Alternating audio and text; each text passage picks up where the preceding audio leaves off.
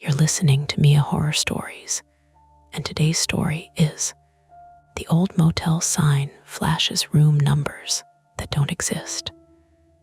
The screen will stay completely black, letting your imagination do all the work. No visuals, no noise, just a story that creeps under your skin.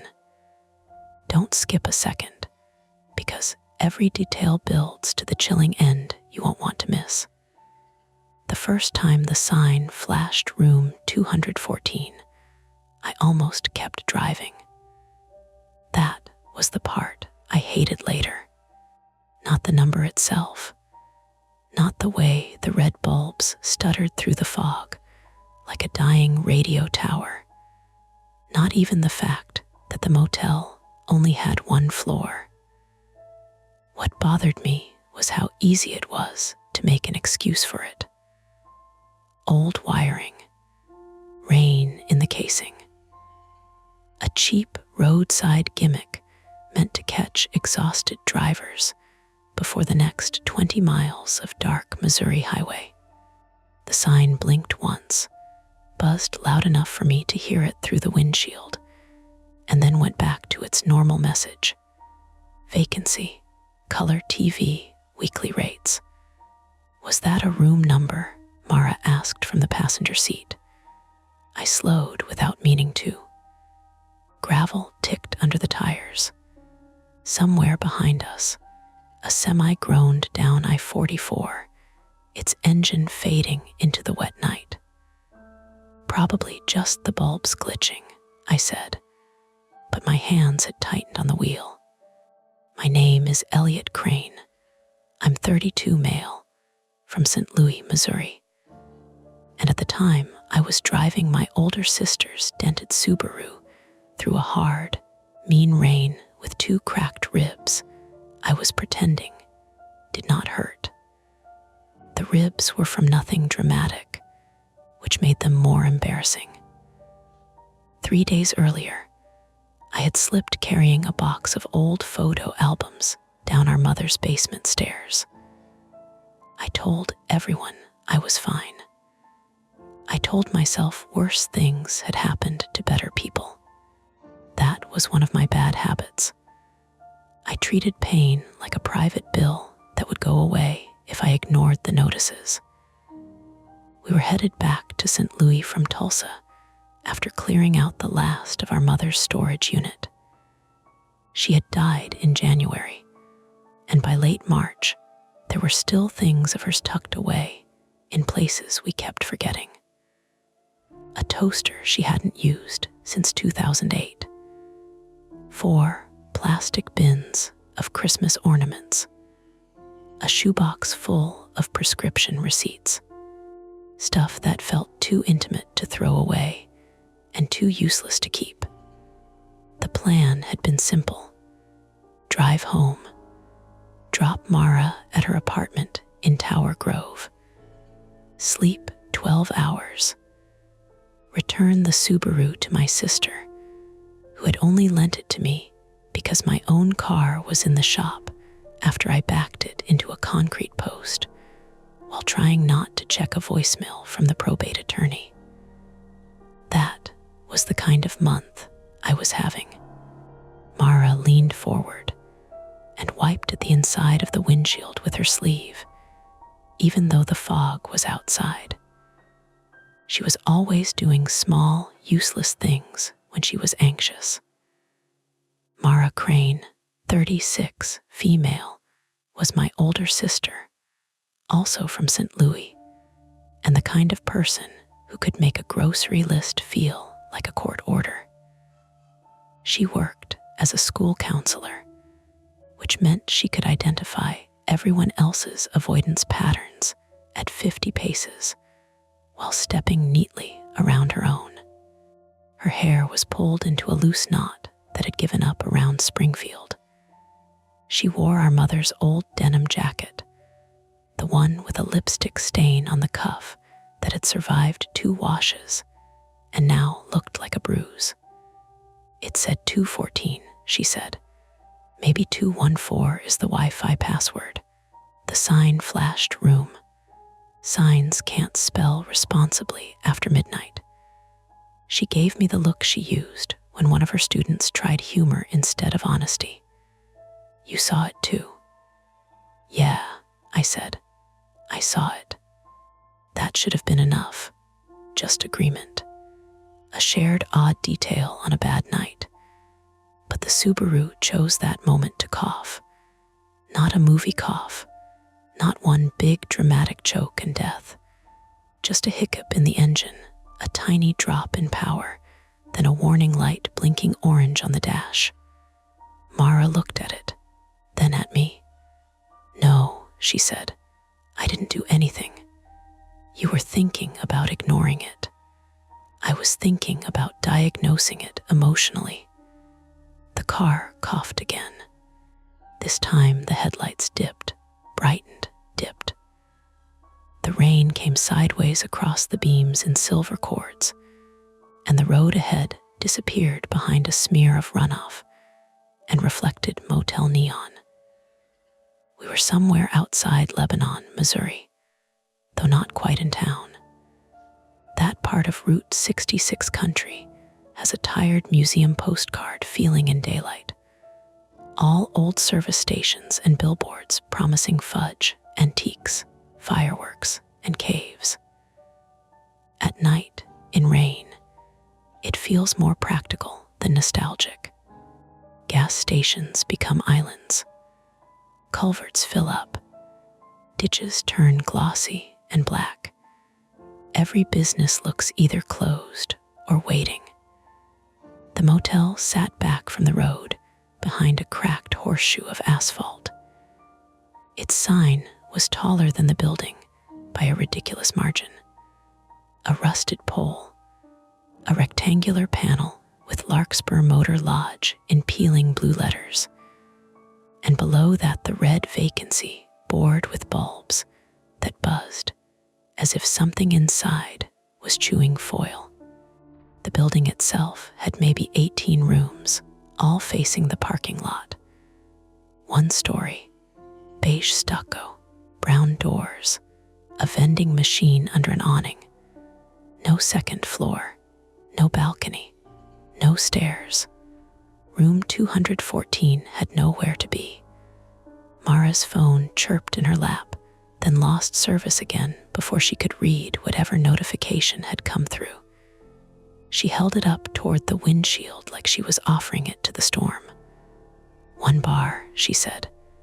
No, none. Wait, 1. Pick 1 and commit. I'm trying to check hotels. We have a motel right there. We have a building from a Dateline establishing shot. That's unfair. Dateline would at least have landscaping. The Subaru coughed a third time, harder. The steering wheel gave a soft shudder under my hands. The check engine light stopped blinking and stayed on. I eased onto the shoulder across from the motel entrance. The tires hissed through water pooled at the edge of the road. For a few seconds, we sat there with the wipers thumping back and forth, both of us listening to the engine idle unevenly. The car smelled like wet cardboard, stale coffee, and the lavender hand cream Mara kept applying, because our mother used to do the same thing when she drove at night. In the back seat, plastic bins shifted against each other with every tremor of the engine. One of them had a loose lid, and every few minutes, when we hit a bump, something metallic inside it made a delicate clink. Mara turned down the heater fan. The sudden quiet made the rain sound larger. How far to the next place? She asked. I opened my phone. The map loaded as a gray grid, thought about becoming useful, then gave up. Last I saw, Lebanon was maybe 15 minutes. In this rain, 20. With the car doing that, I didn't answer. That was my private fear, though I would have denied it then if she'd asked plainly. Not being trapped, not strangers, not even dark roads. It was being the person responsible when a normal inconvenience became irreversible. I had watched our mother's illness become a series of practical decisions no one wanted to make, and I had made some of them badly. Too late to call the doctor, too early to move her downstairs, too stubborn to admit I was scared. Since then, every choice felt like a trapdoor with a polite handle. Mara knew some of that. Not all. Sisters know the shape of a wound without always knowing where it starts. The sign buzzed again. Both of us looked. Room 319, the bulbs did not all light at once. They came alive in a stagger, the R faint and broken, the 3 brighter than the rest, the 9 flickering like it had a pulse. Then the whole message snapped off. For a second, the sign was blank except for vacancy. Mara whispered, "There isn't even a second floor, or a third. Helpful. I'm agreeing with you." The motel office had one yellow window. A shape moved behind it. Human. Broad shoulders, maybe. Someone crossed close to the glass and then vanished. A bell over the office door hung crooked under the awning, twisting in the wind without ringing. Another vehicle sat in the lot. A white utility van backed into a space near the ice machine. No company logo, just dirt along the lower panels and a ladder rack with no ladder. 3 rooms had curtains drawn tight. One room, number 7, had a bluish television flicker behind thin beige drapes. Everything was explainable. That was the worst part. Nothing had crossed the line into impossible. A busted sign, a bad engine, a cheap motel in a storm, a van parked like vans park, a person in an office. Mara rubbed the heel of her hand under one eye. We should call roadside. With what service?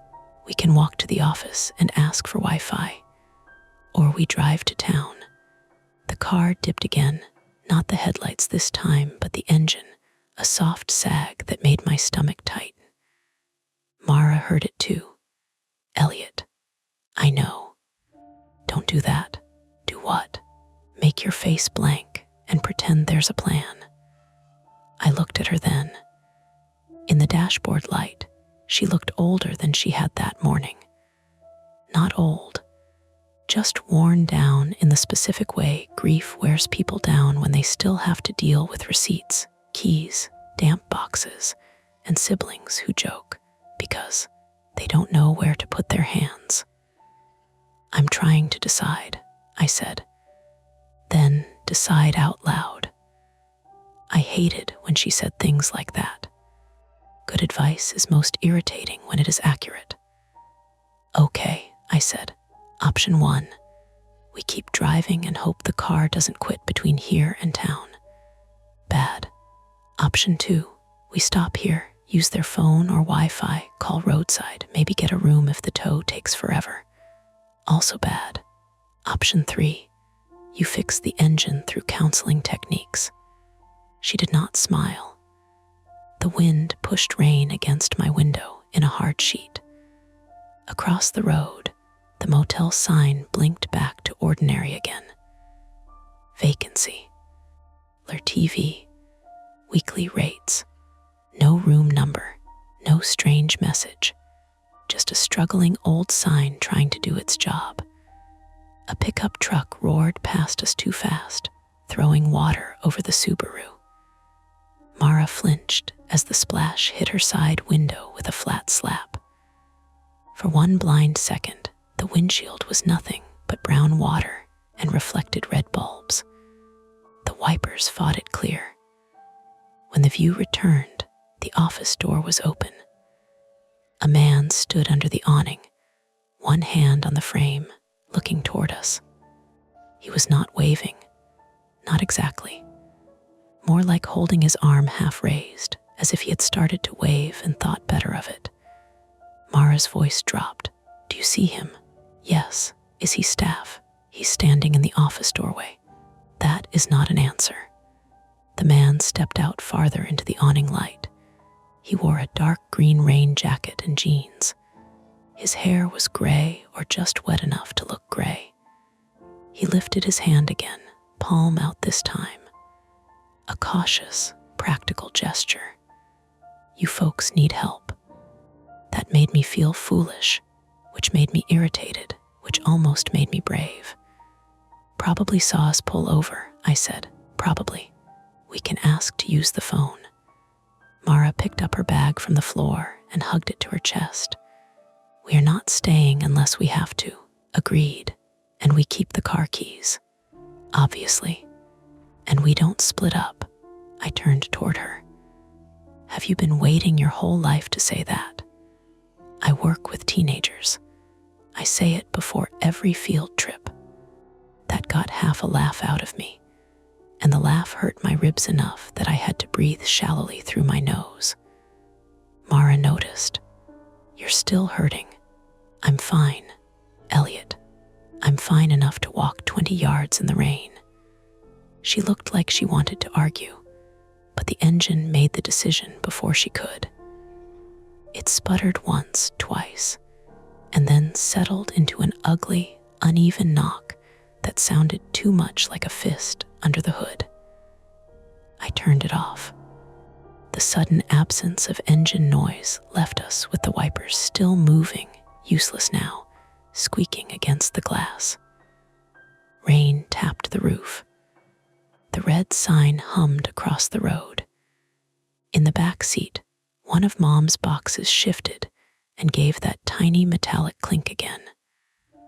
Mara closed her eyes for 1 second. Okay, we go inside. We ask for Wi-Fi. We call roadside. We do not mention the sign unless they do. Why? Because I don't want to sound like the kind of tired people who walk into motel offices talking about messages from signage. Fair. I reached for the door handle, then stopped. The sign flashed again. Not long, barely a second. Room 12, a real number this time, one that could exist. The office man turned his head sharply toward the sign, and even through the rain-blurred windshield, even at that distance, I could tell he had seen it too. He lowered his hand. Mara whispered, "He knows." I sat there with my fingers hooked under the door handle, ribs aching, shirt damp, with nervous sweat under my jacket. The choice in front of us should have been simple. Stay in the car with a failing engine on a narrow shoulder in a storm, or cross the road to the only lit office for miles and ask a stranger for help. But the man under the awning was no longer looking at us. He was looking at room 12. And then, from somewhere inside the motel courtyard, a door opened with a slow scrape of swollen wood. We had not even stepped out yet. Mara said, very quietly, "Elliot, drive." I turned the key. The engine clicked. Once. Nothing else. Across the road, the man in the green jacket started walking toward room 12, not fast, not slow, his shoulders hunched against the rain. I tried the ignition again. Click, click. Mara's hand found my sleeve. The office door remained open behind him, throwing a rectangle of yellow light onto the wet pavement like an invitation. We had two choices left: stay locked in the dead car and hope the phone found service, or run through the rain toward the office before whatever had pulled that man's attention reached us too. For a few seconds, neither of us moved. Then Mara unlocked her door. Mara was out of the car before I could tell her to wait. Rain hit the open passenger door and blew across the seat in a cold, glittering sheet. The dome light came on, weak and yellow, making everything inside the Subaru look briefly exposed. The travel mugs in the cup holders, the wrinkled gas receipts, the plastic bins in the back seat, my sister's tense face as she leaned back in. "Come on," she said. "I'm trying the engine one more time. Elliot, it might catch." It clicked. Cars click before they start sometimes. Not like that. I turned the key anyway. The starter gave a single dry tap, like someone knocking once from inside the dashboard. And then the whole car went quiet, except for the wipers dragging across glass they no longer needed to clear. Mara's expression changed. Not fear exactly. Confirmation. I hated that look. Across the road, the man in the green rain jacket had reached room 12. He stood beneath its shallow awning with one shoulder turned toward us, looking down at the door handle. Room numbers were cheap brass plates screwed into the stucco, and the bulb above 12 flickered with a watery orange glow. The door itself was open maybe 2 inches, not enough to see inside, enough to suggest someone had touched it. The motel sign buzzed behind him, ordinary again. Vacancy, color TV, weekly rates. "Keys," Mara said. "I have them. Put them in your pocket, not your hand. You have been waiting for an emergency your whole life. I have been waiting for you to take one seriously." That shut me up. I opened my door and stepped out into ankle-deep runoff. The cold went straight through my socks. My ribs lit up as I straightened, a sharp band of pain under my left arm, and for a second, I had to grip the roof of the Subaru and breathe through it. Mara saw. She didn't say anything, which was somehow worse. The rain made the road shine black. Headlights appeared far off, smeared by water and distance, then vanished around a bend before they reached us. There was no shoulder wide enough to feel safe. Every passing vehicle would throw spray over the Subaru. Every minute we stayed there, we risked being hit by someone tired, half blind in the rain, checking their phone, thinking they had the lane to themselves. That became the first real problem, the one I could name and therefore almost handle. We had a dead car on a bad shoulder at night, no reliable service, and a storm getting worse. Needed a phone, a tow, and someplace dry to wait before another truck came along and turned our ordinary bad luck into a police report. Mara came around the front of the Subaru, hood up on her jacket, phone tucked inside her sleeve. I got one bar for a second. Try 911 if you have to. I'm not calling 911 because our car died. If we're stranded on the shoulder in a storm, then we call roadside first. We don't have roadside. You said you did. I said I thought I did. Mara stopped in the middle of the road. A horn blasted from the dark. I grabbed her sleeve and pulled her back as a dark SUV shot past, tires hissing, its wake slapping our legs with dirty water. Mara stumbled into me, her bag knocking my ribs. I made a sound I didn't mean to make. "Sorry," she said immediately. "Keep moving. You're hurt worse than you said. Keep moving, Mara." We crossed the motel driveway at a half run, half limp. Gravel crunched under the water. The white utility van near the ice machine looked bigger up close. Its back windows had been painted over from the inside, badly, with brush marks visible where the lot lights hit them. There were no plates on the front, only 2 rusted screws where one should have been. A plastic bucket sat under its rear bumper, catching rainwater dripping in a steady rhythm from the door seam. Mara noticed the same things I did. She always had. "Don't look at it too long," she murmured. "Why?" "Because if someone is watching, I don't want them knowing we noticed." That was the kind of thing she said when she was scared. Practical, specific, and somehow more frightening than panic. The man in the green jacket turned when we reached the edge of the awning. He was older than I'd first thought, maybe late 50s, with a square, weather-flushed face and a gray mustache yellowed at the edges. Rainwater ran off the brim of a cardinal's cap under his hood. He did not smile. "You folks broke down?" he asked. His voice had that flat rural Missouri sound, not unfriendly, just efficient. A man conserving words. I glanced toward room 12. The door was still cracked. "Car won't start," I said. "We need to use a phone, or Wi-Fi if you've got it." The man looked past me at the Subaru. "Bad spot to sit." "Yeah, we noticed. I can call Cal Mercer. He's got a tow truck in town." "How long?" Mara asked. "On a night like this?" He wiped rain from his mustache with his thumb. 40 minutes if he answers. Hour and a half if he's already on a pole." Mara's jaw tightened.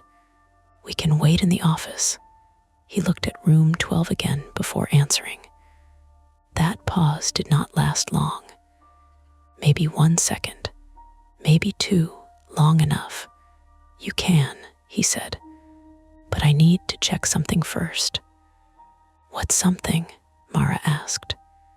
The man looked at her then, not rudely, but with the faint impatience of someone not used to explaining himself to strangers. Door blew open. "Did someone rent that room?" I asked. "No." "Then why wind catches the old latches?" Behind us, the sign gave a low electrical snarl, not a buzz this time, but a drawn-out vibration that made the skin between my shoulders tight. It did not flash a number. It just hummed hard, then settled.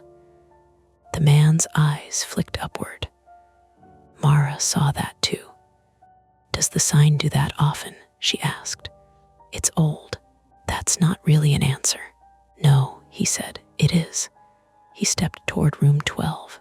Mara caught my arm. "We're not following him." I wasn't going to. The man stopped at the cracked door and pushed it open with 2 fingers. The room beyond was dark. He reached inside along the wall, searching for the switch. The outside bulb made his hand look pale and oversized. Something scraped inside the room, a soft drag across carpet. He froze. So did we.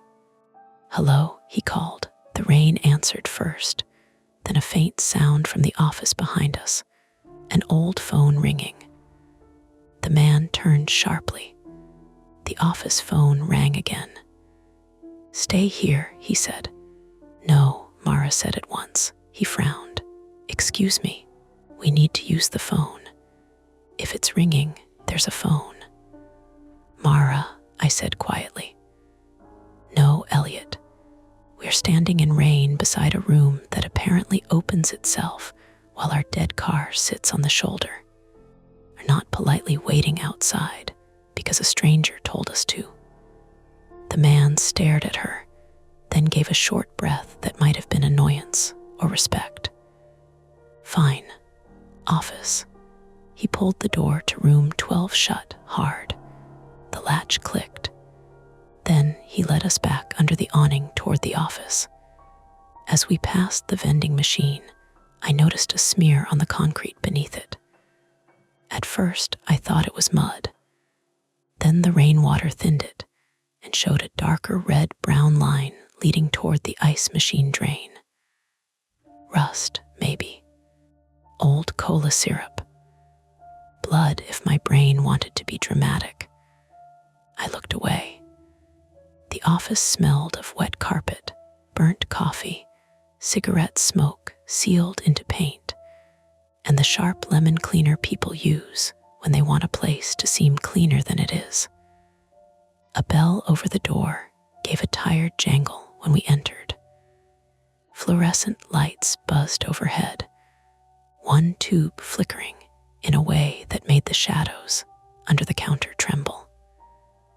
A laminated Missouri map hung behind the desk. A rack of brochures advertised Merrimack Caverns, canoe rentals, antique malls, and a wax museum that looked abandoned even in the photograph. Behind the counter sat a beige landline phone, still ringing, its red indicator flashing. The man reached over and picked it up. "Larkspur," he said. He listened. His face changed almost imperceptibly. The muscles beside his mouth went tight. "Who is this?" Mara and I stood dripping on the welcome mat. The man listened again.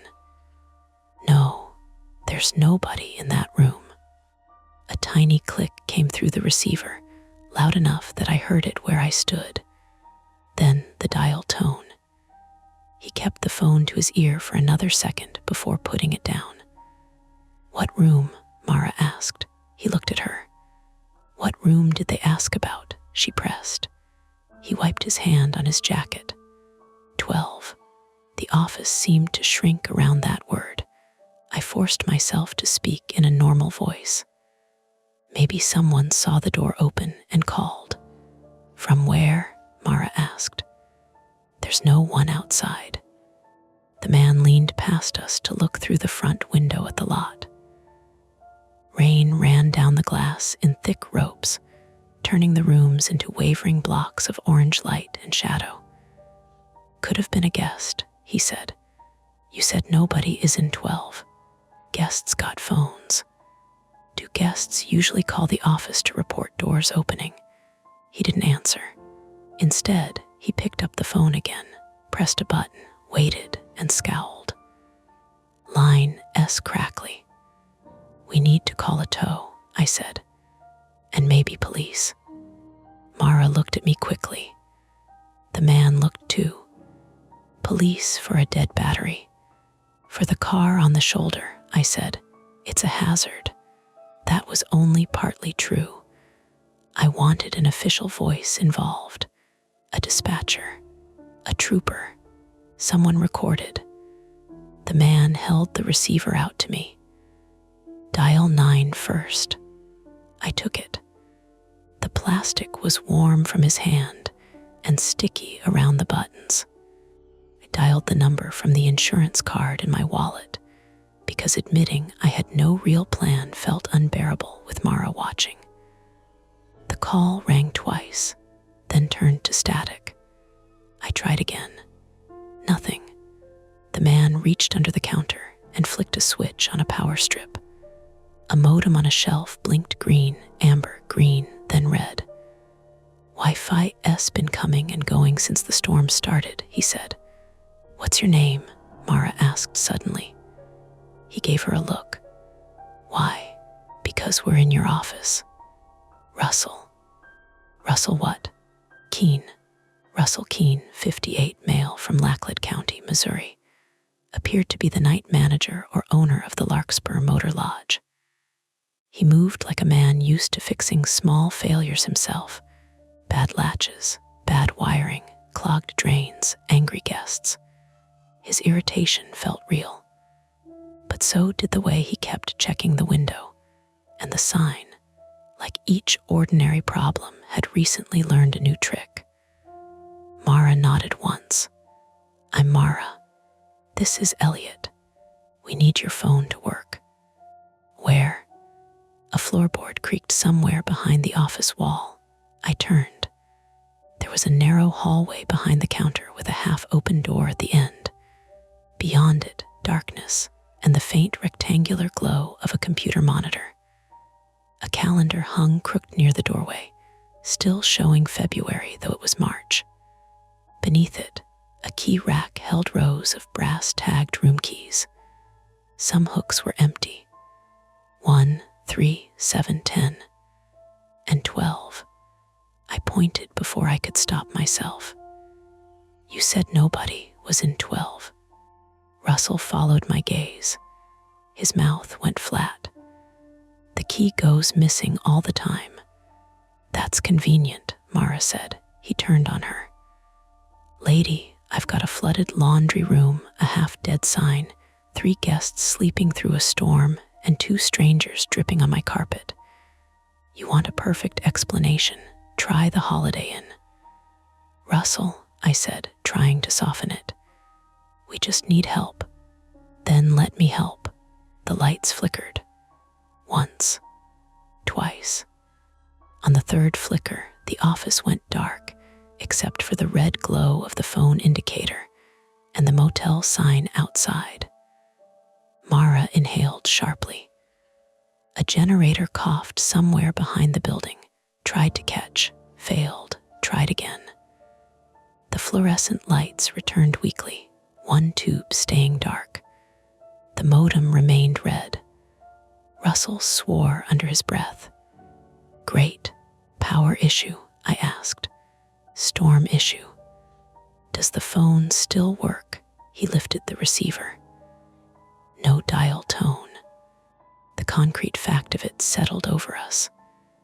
No working car, unreliable cell service, landline dead, Wi-Fi down, power unstable, and the only man with access to the motel acting like room 12 was a problem he recognized, but did not want to explain. Mara pulled her phone from her sleeve and stepped toward the window. I've got 1 bar again. Call 911, I said. She hesitated. Mara. For what, exactly? For a disabled vehicle in a dangerous location. And when they ask if anyone is injured, I touched my ribs without thinking. Her eyes went there. I am not making this about me, I said. You already did by lying. That hit harder than I expected, because it was true in a way larger than the ribs. Mara looked down at her phone. It's dropping. I'm trying. Russell moved behind the counter, opening drawers, searching for something. He pulled out a flashlight, slapped it against his palm, and got a cone of weak bluish light. I'm going to check the breaker and the office line, he said. Sometimes water gets in the junction box behind the laundry. We're coming, Mara said. No, you're not. We are not staying alone in here. You want the phone fixed or not? The argument might have kept going, but the old sign outside flashed so bright the office filled red. All 3 of us turned. Through the rain-streaked glass, the vacancy board displayed a new message. Room 214, then it snapped off. A second later, from the hallway behind the counter, the computer monitor changed. I saw it over Russell's shoulder. A grainy black and white security feed divided into 4 squares. Office door, parking lot, ice machine, back hallway. In the parking lot square, near the rooms, a figure moved through the rain. Not Russell, not us. Someone in a pale hooded sweatshirt was walking from room 7 toward room 12, keeping close to the building, head lowered. Camera lagged badly, smearing the movement into little jumps. Mara whispered, "Who is that?" Russell leaned toward the screen. "That's not one of mine." "Guessed?" I asked. I said, "Not one of mine." The figure stopped outside room 12. Then they looked up at the camera. The image froze. The monitor went black. Russell grabbed a ring of keys from beneath the counter. His face had lost all its irritation now. What replaced it was worse. Focus.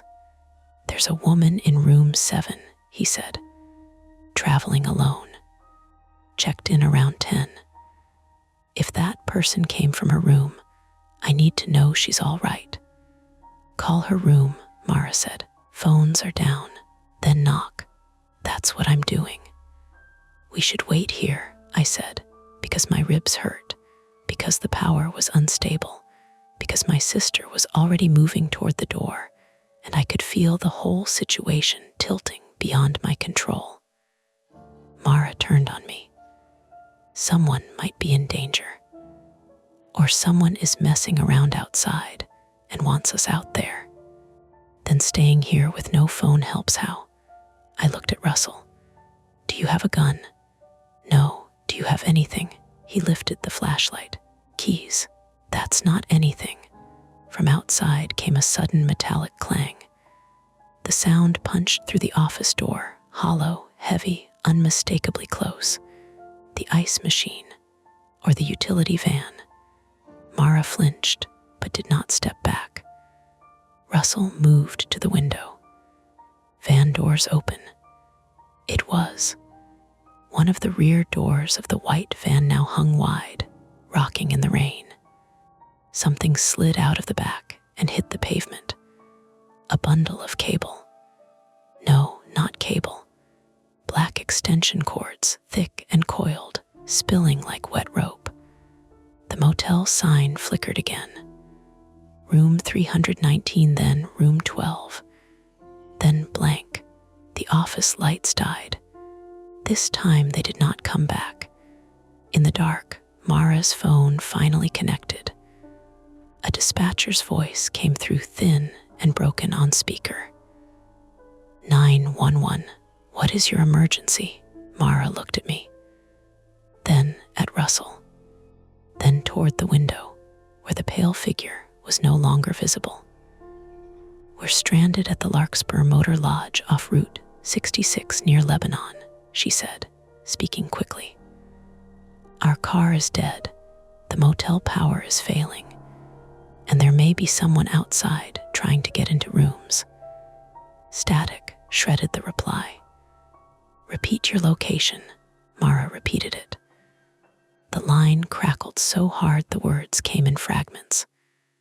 Units tied up, storm damage, stay inside, if safe. The call dropped. For 1 second, nobody moved.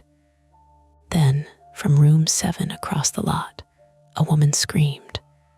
Not a long scream, not theatrical. A short, ripped sound, cut off almost immediately. Russell was already at the door. Mara followed. I caught her by the arm. No, we wait. The dispatcher said stay inside. She said if safe. We don't know what's out there. We know someone screamed. And we know someone may want us running toward it. Her face hardened in the dark. This is what you do. You wait until the choice is made for you. That landed exactly where she aimed it. The rain hammered the office window. My ribs throbbed. Outside, the van door rocked on its hinges with a slow metal squeak. Across the lot, room 7's blue TV light flickered behind the curtains. Russell shoved the door open. Cold rain blew into the office. Either lock yourselves in, he said, or come with me. But I'm not leaving a guest screaming in my motel. Mara pulled free from my grip.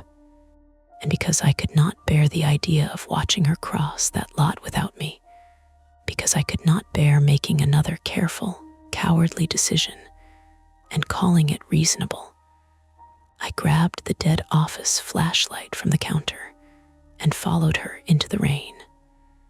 Behind us, the office door swung shut. The lock clicked.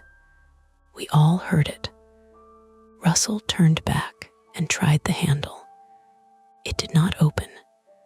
Inside the dark office, the phone began ringing again. Office door had one of those old push-button locks on the knob, the kind people use on bedroom doors and cheap motel bathrooms, not on anything meant to keep people alive. Russell twisted it hard enough that the metal squealed. Come on, he muttered. The phone kept ringing inside. Not loud, not like a modern ringtone. A brittle mechanical ring from the beige landline on the counter, muffled by the glass and the rain and the wall between us. It sounded old-fashioned in the worst possible way. Patient, repetitive, like whoever was calling knew we were standing right there and could not get back in. Mara pounded once on the door with the side of her fist. "Can you open it with the key?" Russell was already sorting through the ring, his flashlight clenched between his teeth. Water dripped off his sleeves onto the concrete. Office keys inside. "You don't carry the office key." "I was in the office." "That's not an answer. It's the answer I've got." I looked behind us, across the lot. The Larkspur Motor Lodge was shaped like a shallow U around the parking area. The office sat at the open end near the road, connected to the first row of rooms by a covered walkway. Rooms 1 through 8 ran along the left side if you faced the building from the road. Room 7 was near the far back corner, almost directly across from the ice machine and the white van. Room 12 was on the right side, around the bend of the U, facing inward toward the lot. Beyond that right wing, I could see the darker outline of the laundry room and a narrow service path leading behind the motel. The old sign stood near the road behind us, throwing red flashes across the wet pavement whenever it hiccuped. Our Subaru sat across the highway with its hazard lights now dimming to a tired amber pulse. Everything we needed was separated by water, distance, locks, and bad choices. The scream from room 7 had not repeated. That made it worse. Russell yanked a key free and jabbed it into the office lock. It went halfway and stopped. He cursed, tried another, then another. The phone stopped ringing. The sudden quiet made the rain sound heavier. Mara said, "Room 7 first." "We need the phone," I said. "We just had the phone. It failed. The dispatcher might call back, and the woman might be bleeding right now." Russell turned from the door. She checked in as Claire Benton. Late 30s maybe. Paid cash. Said she was heading east in the morning. Room 7. Claire Benton, approximately 39, female, with an Ohio driver's license according to Russell, had checked into room 7 alone around 10 that night. We had not seen her yet, only the blue pulse of her TV through the curtains, and heard that short, cut-off scream. That made her both real and not real in my mind. A person reduced to a room number, a voice, and the urgency we were all now using to justify walking deeper into the motel. Mara was already moving. I said. She didn't stop. "You can argue while walking." Russell followed, keys in one hand, flashlight in the other. I came last because every step sent a hot wire under my ribs. Rain soaked through the shoulder seams of my jacket. The dead office light fell behind us. Ahead, room 7's curtains glowed blue-white, then dark, then blue again with whatever late-night show was still playing. As we crossed the lot, the geography became painfully clear. To our left, the road and the stranded Subaru. Behind us, the locked office. To the right, room 12 and the dark service path. Ahead, room 7, the ice machine, and the van with one rear door hanging open. There were not many places to run that did not first require passing one of those things. Russell banged on room 7's door. "Miss Benton," he called. "It's Russell from the office." "You all right?" No answer. He knocked harder. "Claire," the TV flickered behind the curtains. A muffled voice from inside said something cheerful, followed by canned laughter. Mara pressed close to the window, but did not touch the glass. Curtains fully closed.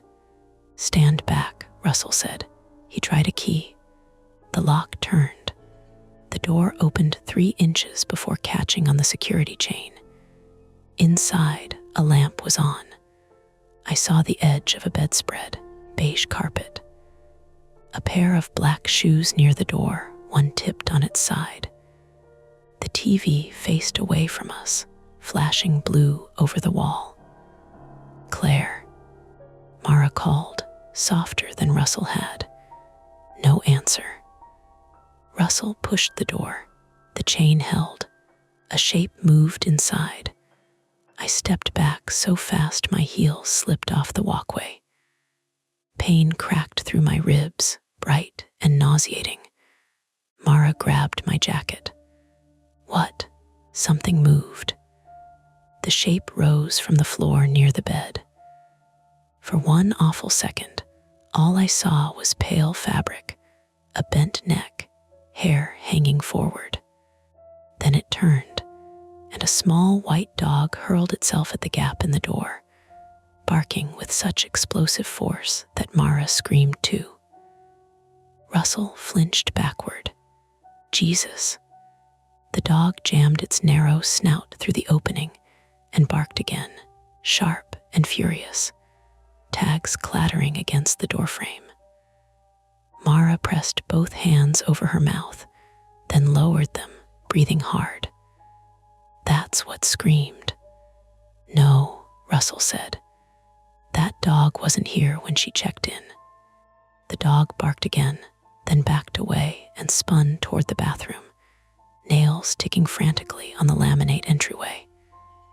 The misdirection should have made me feel better. Dog, just a dog. A frightened animal knocking something over, yelping, making the first sound we heard seem human. But there were the shoes by the door. There was the chain set from inside. And there was no Claire. Russell leaned into the gap. Bathroom doors closed. "Can you cut the chain?" Mara asked. "With what?" I looked at the ice machine. "Maybe there's a maintenance closet." "Behind the laundry," Russell said. "Bolt cutters, maybe. Screwdriver at least." "Where?" He pointed across the lot to the right wing. "Past room 12. End of the row, service door." Mara stared at him. "Past room 12. I didn't build the place. Attempt 1. Check room 7 and get to Claire." Partial failure. We had confirmed something was wrong, but the chain kept us out, and the tools were on the far side of the motel, past the room nobody wanted to discuss. The dog scratched at the inside of room 7's door, whining now between barks. Its tags flashed in the gap. Mara crouched. Hey, sweetheart, where's your person?" The dog sneezed, shook rainwater or fear from its muzzle, and barked toward the bathroom again. "That dog's wet," Mara said. I saw it then. Its fur clung in points. It had been outside recently. "How does a wet dog end up inside a chained motel room?" I asked. Russell didn't answer. A metallic clank came from the van. We all turned. The open rear door rocked in the wind, banging once against the bumper. That was all. Mara exhaled shakily. "I hate this place." "Get in line," Russell said. The sign by the road buzzed. We looked back through the curtain of rain. Room 319. The numbers held longer this time. 3 seconds. 4. Long enough for the red light to ripple across the puddles like taillights after a crash. Then the board went blank. "Russell," I said, "is there any part of this motel with a 2nd or 3rd floor? Storage, old building, anything?" "No, basement, no guest rooms." "That's not what I asked." He looked at me, and there it was again. The pause. Mara stood. "What's under the motel? Crawl space?" utility runs, nothing you can stand in. Then, why did you answer like that? Because I'm trying to think while two strangers interrogate me in a storm. That sounded reasonable. It also sounded rehearsed. From inside room 7, the dog began barking at the bathroom door hard enough to make the chain tremble. Mara said, "Tools." Now we moved. The covered walkway ended at room 8. After that, we had to cross the open throat of the U, where the parking lot dipped and water collected in a wide, oily sheet. My shoes filled completely. Russell led with the flashlight, but the beam weakened every few seconds, fading at the edges like a bad memory. Room 12 sat halfway down the right wing. Its door was closed. The brass numbers shone wetly under the bulb. As we approached, I noticed the door did not sit flush in the frame. The lower edge was swollen, maybe from years of rain, and a dark wedge of space showed near the threshold. Water ran out through that gap. Not rainwater, too steady. A thin line from inside the room, spilling onto the walkway and dripping into the lot. "Russell," I said. He kept walking. "Russell." He stopped, turned, and saw where I was looking. Mara whispered, "Why is water coming from an empty room?" "Plumbing," Russell said, too quickly. "Then we check it," I said. "We get tools first." "We're passing it right now." "We get tools first," he snapped. The private fear in me, the one Mara had named outside the office, tightened around my throat. Waiting until the choice was made for you. Avoiding the hard door. Choosing the practical errand instead of the frightening question. I stepped toward room 12. Mara touched my arm. "Elliot, I just want to listen." I stood close enough to smell wet wood and something else under it. Not rot, not sewage. A hot electrical smell, like dust burning off a heater. Inside room 12, something clicked. Once, then again. A pause. Then a third click. Russell grabbed my shoulder and pulled me back. "Do not open that door." The force of it made my ribs seize. I bent forward, unable to hide it this time. Mara shoved Russell's hand off me. "Don't touch him." Russell looked startled, then guilty, then angry about being guilty. "That room has wiring problems." "Then say wiring problems," she said. "Don't act like we're stupid." The clicking continued behind the door, steady now. Click, pause, click, pause. Mara's eyes went to the motel sign. It flashed. Room 12. The click inside the room stopped at the exact same moment. None of us spoke. Attempt 2 should have been simple. Reach the maintenance closet and get a tool to break the chain at room 7. Instead, room 12 had inserted itself between us and that goal, offering another problem that sounded like electricity, water, and maybe fire. A grounded danger. A real one. If there was water running across faulty wiring in a motel full of sleeping guests, the right thing to do was shut off power or get everyone out. But the power was already unstable. The phones were dead, and our only clear emergency was still locked behind a chain in room 7. We were stacking problems faster than we could solve them. Russell pointed the flashlight down the row. "Service door. Move." This time, nobody argued. The service door was at the end of the right wing, past rooms 13 and 14, around a corner where the walkway narrowed beside a chain-link fence. Beyond the fence was a drainage ditch swollen with stormwater, rushing brown and fast toward a culvert under the road. The noise of it had been hidden by the rain until we got close. Now it filled everything, a constant low shove of moving water. The door was painted gray and marked employees only. Russell tried 3 keys before one worked. Inside was a narrow utility corridor that smelled of detergent, mildew, and hot rubber.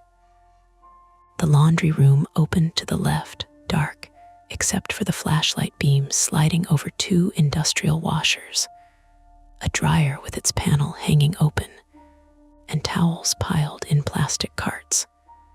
Straight ahead, a metal shelf held paint cans, plungers, a toolbox, and a red breaker panel on the wall.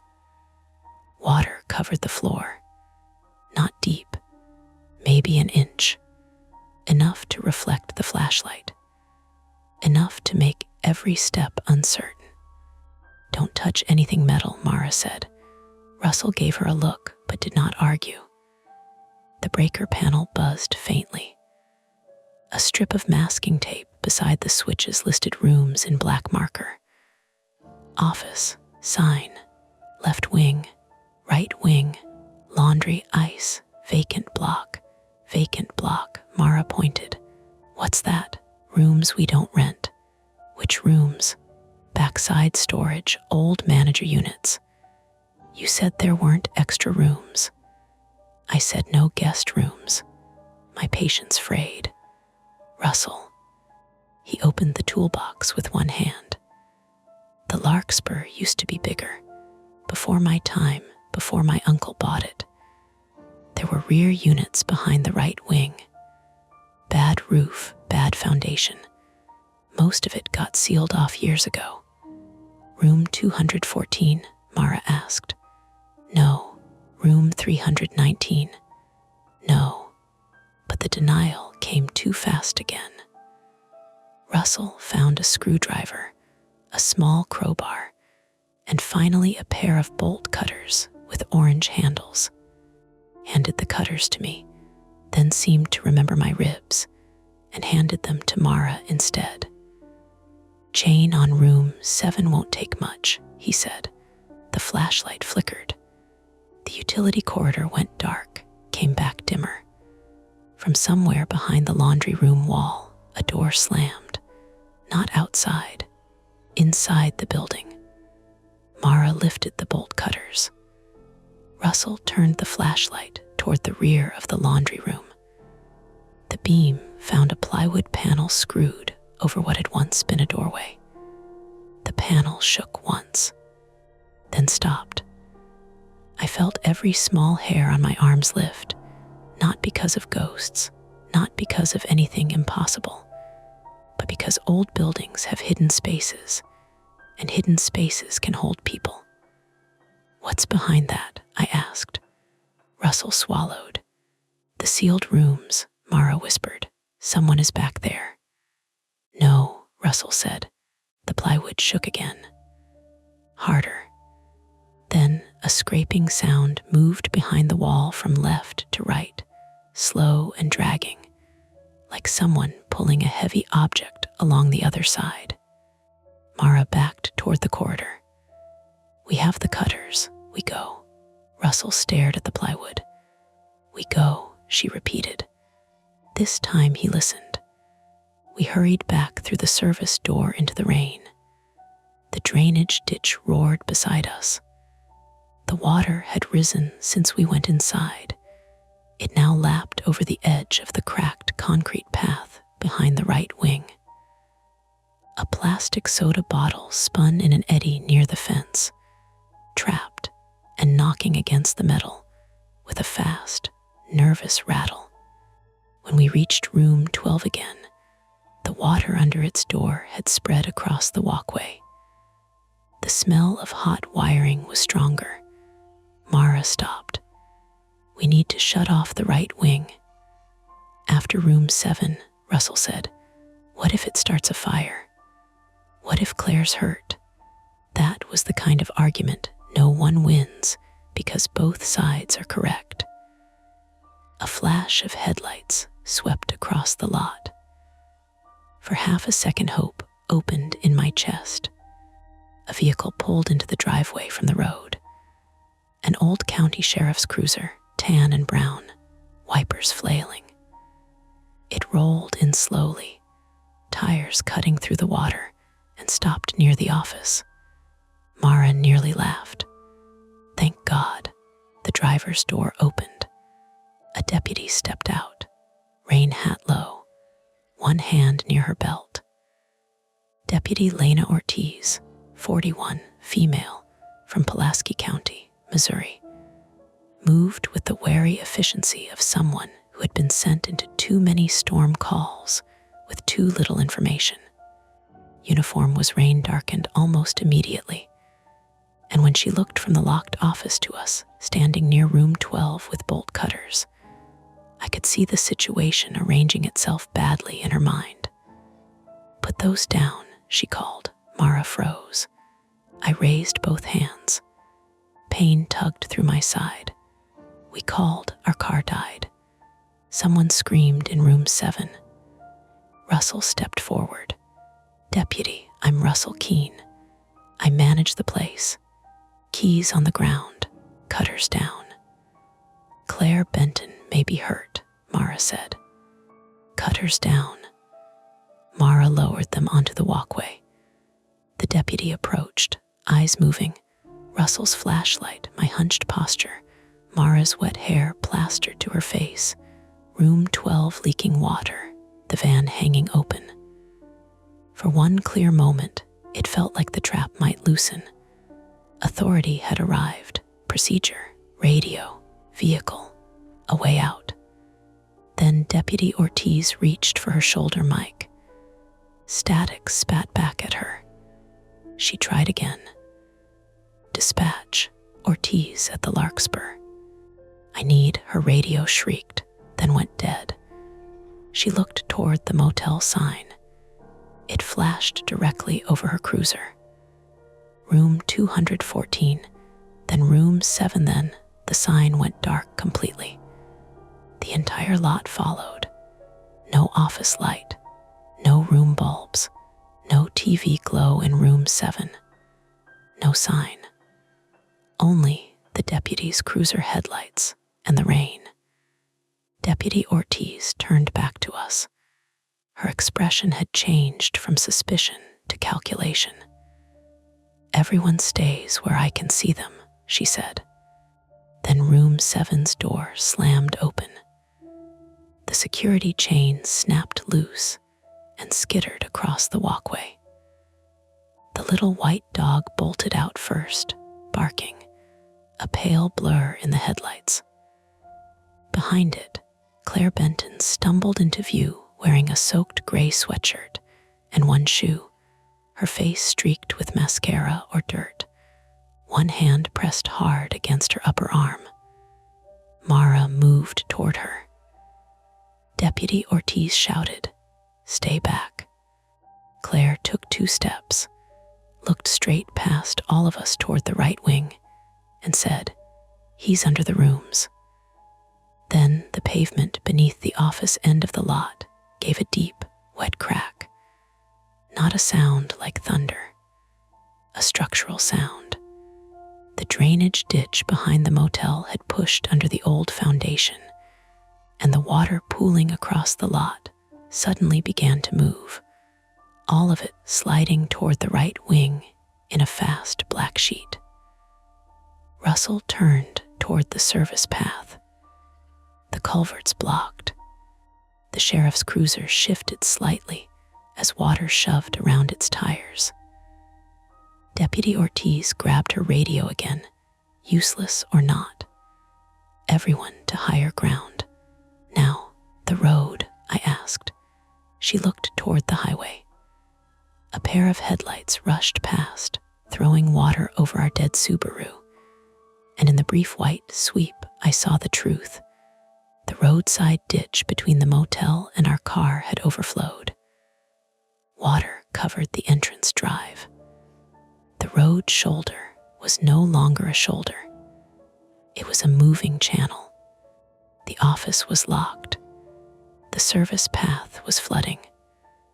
Room 7 was open, but no shelter if someone had just escaped it. Room 12 clicked once in the darkness. Then its door eased inward.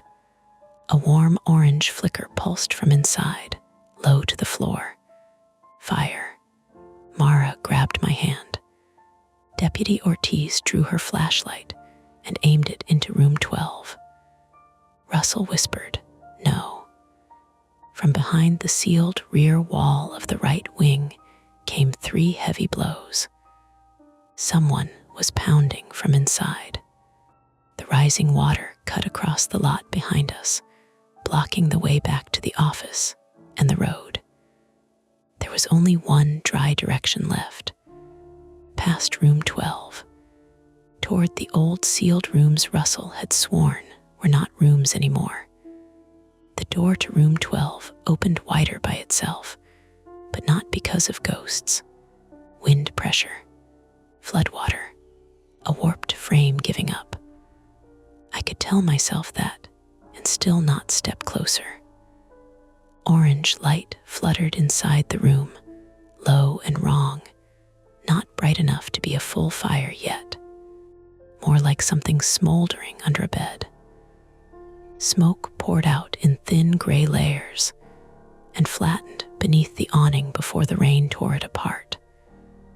The smell hit us at the same time: wet carpet, melting plastic, hot dust, and that oily electrical stink that makes every animal part of your brain understand danger before the rest of you catches up. Deputy Ortiz aimed her flashlight into the room. "Back up," Russell said. "Breaker panel." "It's flooded," Mara said. "We shut off the right wing, the sign, everything. You said don't touch metal. I said don't touch it standing in water." The floodwater was already moving over the toes of my shoes. Not deep yet, but fast. It ran from the office side of the lot toward the right wing, carrying leaves, cigarette butts, and one of the motel's plastic ashtrays in a spinning little race. Behind us, the office and road were cut off by a widening black sheet. Ahead of us, room 12 burned. Beyond it were the old sealed rooms and the service path that ran behind the motel, now the only ground that looked even slightly higher. Claire stood barefoot on one foot and one shoe on the other, shaking so hard her teeth clicked. The white dog circled her ankles, barking toward room 12, then toward the laundry end, then back again, frantic and hoarse. Mara had one hand under Claire's elbow. "What do you mean he's under the rooms?" Claire's eyes jerked to Russell. "He said nobody would come back here." Russell went very still. Deputy Ortiz turned. "Who said that?" Claire opened her mouth, but the answer came from the dark behind room 12. "Russ," a man's voice, close, calm enough to be worse than yelling. Russell's face seemed to fold inward. A figure stepped out from the service path beyond room 14, half lit by Ortiz's flashlight. Pale hooded sweatshirt, work gloves, dark pants soaked to the thigh. He was maybe early 40s, tall and narrow, with a patchy beard, and a face that looked both familiar and ruined by weather, drink, or years of bad sleep. In his right hand, he held a pry bar. In his left, a black cord trailed behind him into the dark. Deputy Ortiz's hand went to her sidearm. "Drop it." The man looked at her, then at the floodwater crossing the lot. "You shouldn't be here. Pry bar down, now." He smiled a little, not with humor. "That's what I keep telling people." Russell swallowed. Dale Keene, 43, male from Laclede County, Missouri, was Russell's nephew. I knew that before anyone said it because grief and family shame have a posture, and Russell wore it then like soaked clothes. Dale had the same square jaw, the same heavy brow, but where Russell looked worn down by duty, Dale looked sharpened by resentment. Mara whispered, "He's family." Russell said, "Dale, what did you do?" Dale glanced at room 12. Smoke pulsed out around the doorframe. "Same thing you did. Tried to keep the old place running." Ortiz drew her weapon. The movement was controlled, professional, but I saw the problem immediately. Rain, darkness, a panicked, injured civilian, a flooding lot, a suspect holding metal near loose electrical cords, a fire starting 6 feet away. There was no clean version of this. "Drop the bar," she said. Dale took one step back toward the service path. The black cord tightened behind him. The motel sign, dead until then, flashed red through the rain. Room 214, then room 319, then room 12, the pattern strobed over Dale's face. Claire made a thin sound. "That's where he took them." "Took who?" Mara asked. Dale's eyes snapped to her. For the first time, he looked scared, not of us, of what she might make him say. Russell took a step forward. "No, Dale, tell me there's nobody back there." Dale's mouth twitched. "You sealed them. I opened them." Ortiz shifted her stance. "How many people are inside?" No answer. The pounding from behind the right wing came again. 3 blows, then 2. Then a muffled voice, too buried to understand. Everything moved at once. Ortiz lunged toward Dale. Dale yanked the cord. The sign exploded in red light, bright enough to blind us for a second, and the bulbs across the vacancy board popped in a dirty crackle. Sparks showered from the lower casing. Somewhere behind the wall, a breaker snapped. Room 12's smoldering carpet whooshed into a low line of flame along the baseboard. The dog bolted. Claire screamed its name. "Milo." The dog shot straight toward room 12. Mara let go of Claire and ran after it. "Mara," I yelled. She didn't stop. Dale turned and fled down the service path. Ortiz chased him. Russell ran for the laundry corridor. And I stood there for one stupid second, exactly the person Mara had accused me of being, waiting for the world to choose for me. Then the smoke dropped lower, and I moved. Mara had caught the dog by its collar just outside room 12, but the little animal twisted and snapped in panic. She fell hard onto one knee. The floodwater washed around her shin. I grabbed the back of her jacket and hauled her away from the doorway. My ribs tore open with pain so sharp my vision pixelated.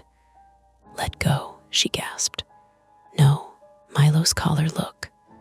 A small brass tag hung from the dog's collar, flipping in the rain. Not a name tag. A room key. Room 12. It had been wired onto the ring beside the tag with thin copper wire. "Mara, move." Inside room 12, flames crawled up the curtains. Slow, then fast. The window cracked with a flat pop, not shattering, just splitting from heat. Mara shoved the dog into Claire's arms and ripped the key from its collar. "Why does the dog have that?" Claire sobbed. "Later," Mara said. "There would be no later if we didn't move." At the end of the right wing, the service door slammed. Russell had gone inside the laundry room. Deputy Ortiz and Dale were out of sight beyond the corner. Their footsteps splashed behind the building, then stopped near the ditch. A woman's muffled scream came from behind the wall. Not Claire. Someone else. Russell shouted from the service corridor. I need cutters. The bolt cutters were still on the walkway where Ortiz had ordered Mara to put them down, now half submerged in fast-moving water. I grabbed them. They were heavier than they had any right to be. My sides spasmed so badly I nearly dropped them. Mara saw. Give them to me. I've got it. You don't. She took them without waiting for permission.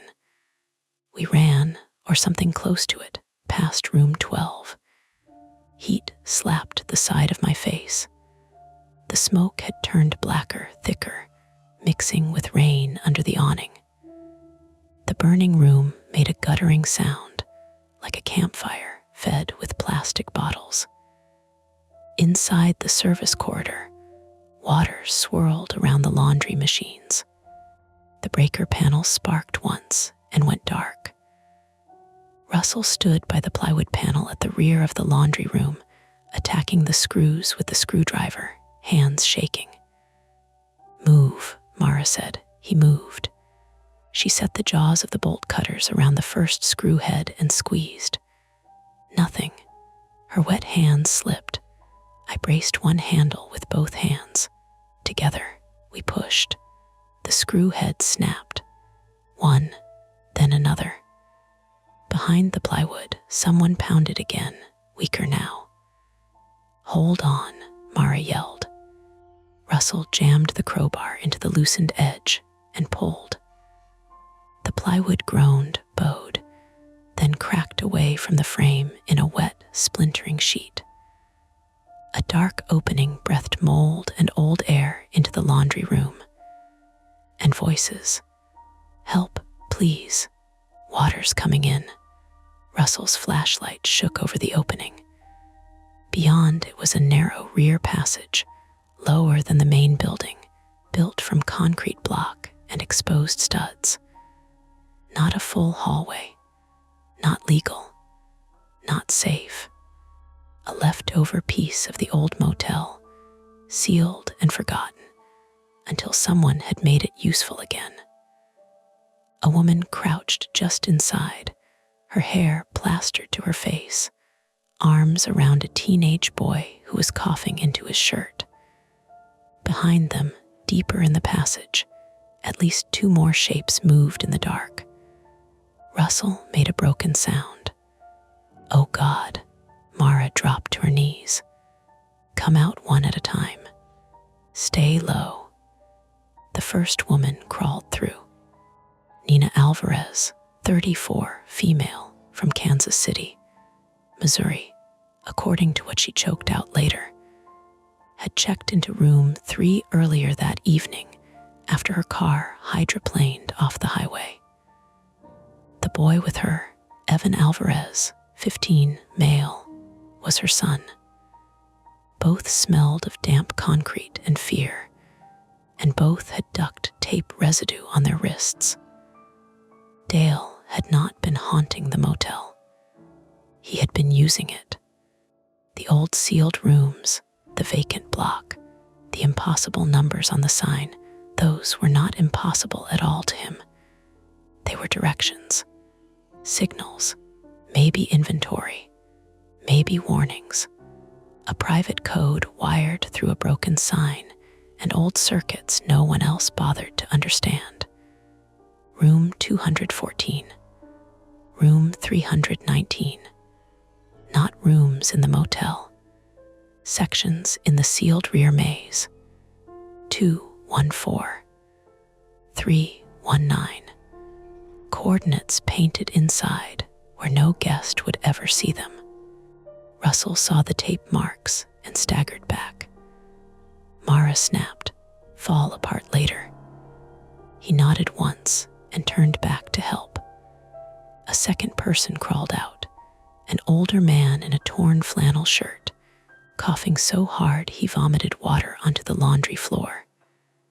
Peter Lang, 62, male from Peoria, Illinois, had a bleeding cut above his eyebrow and no shoes.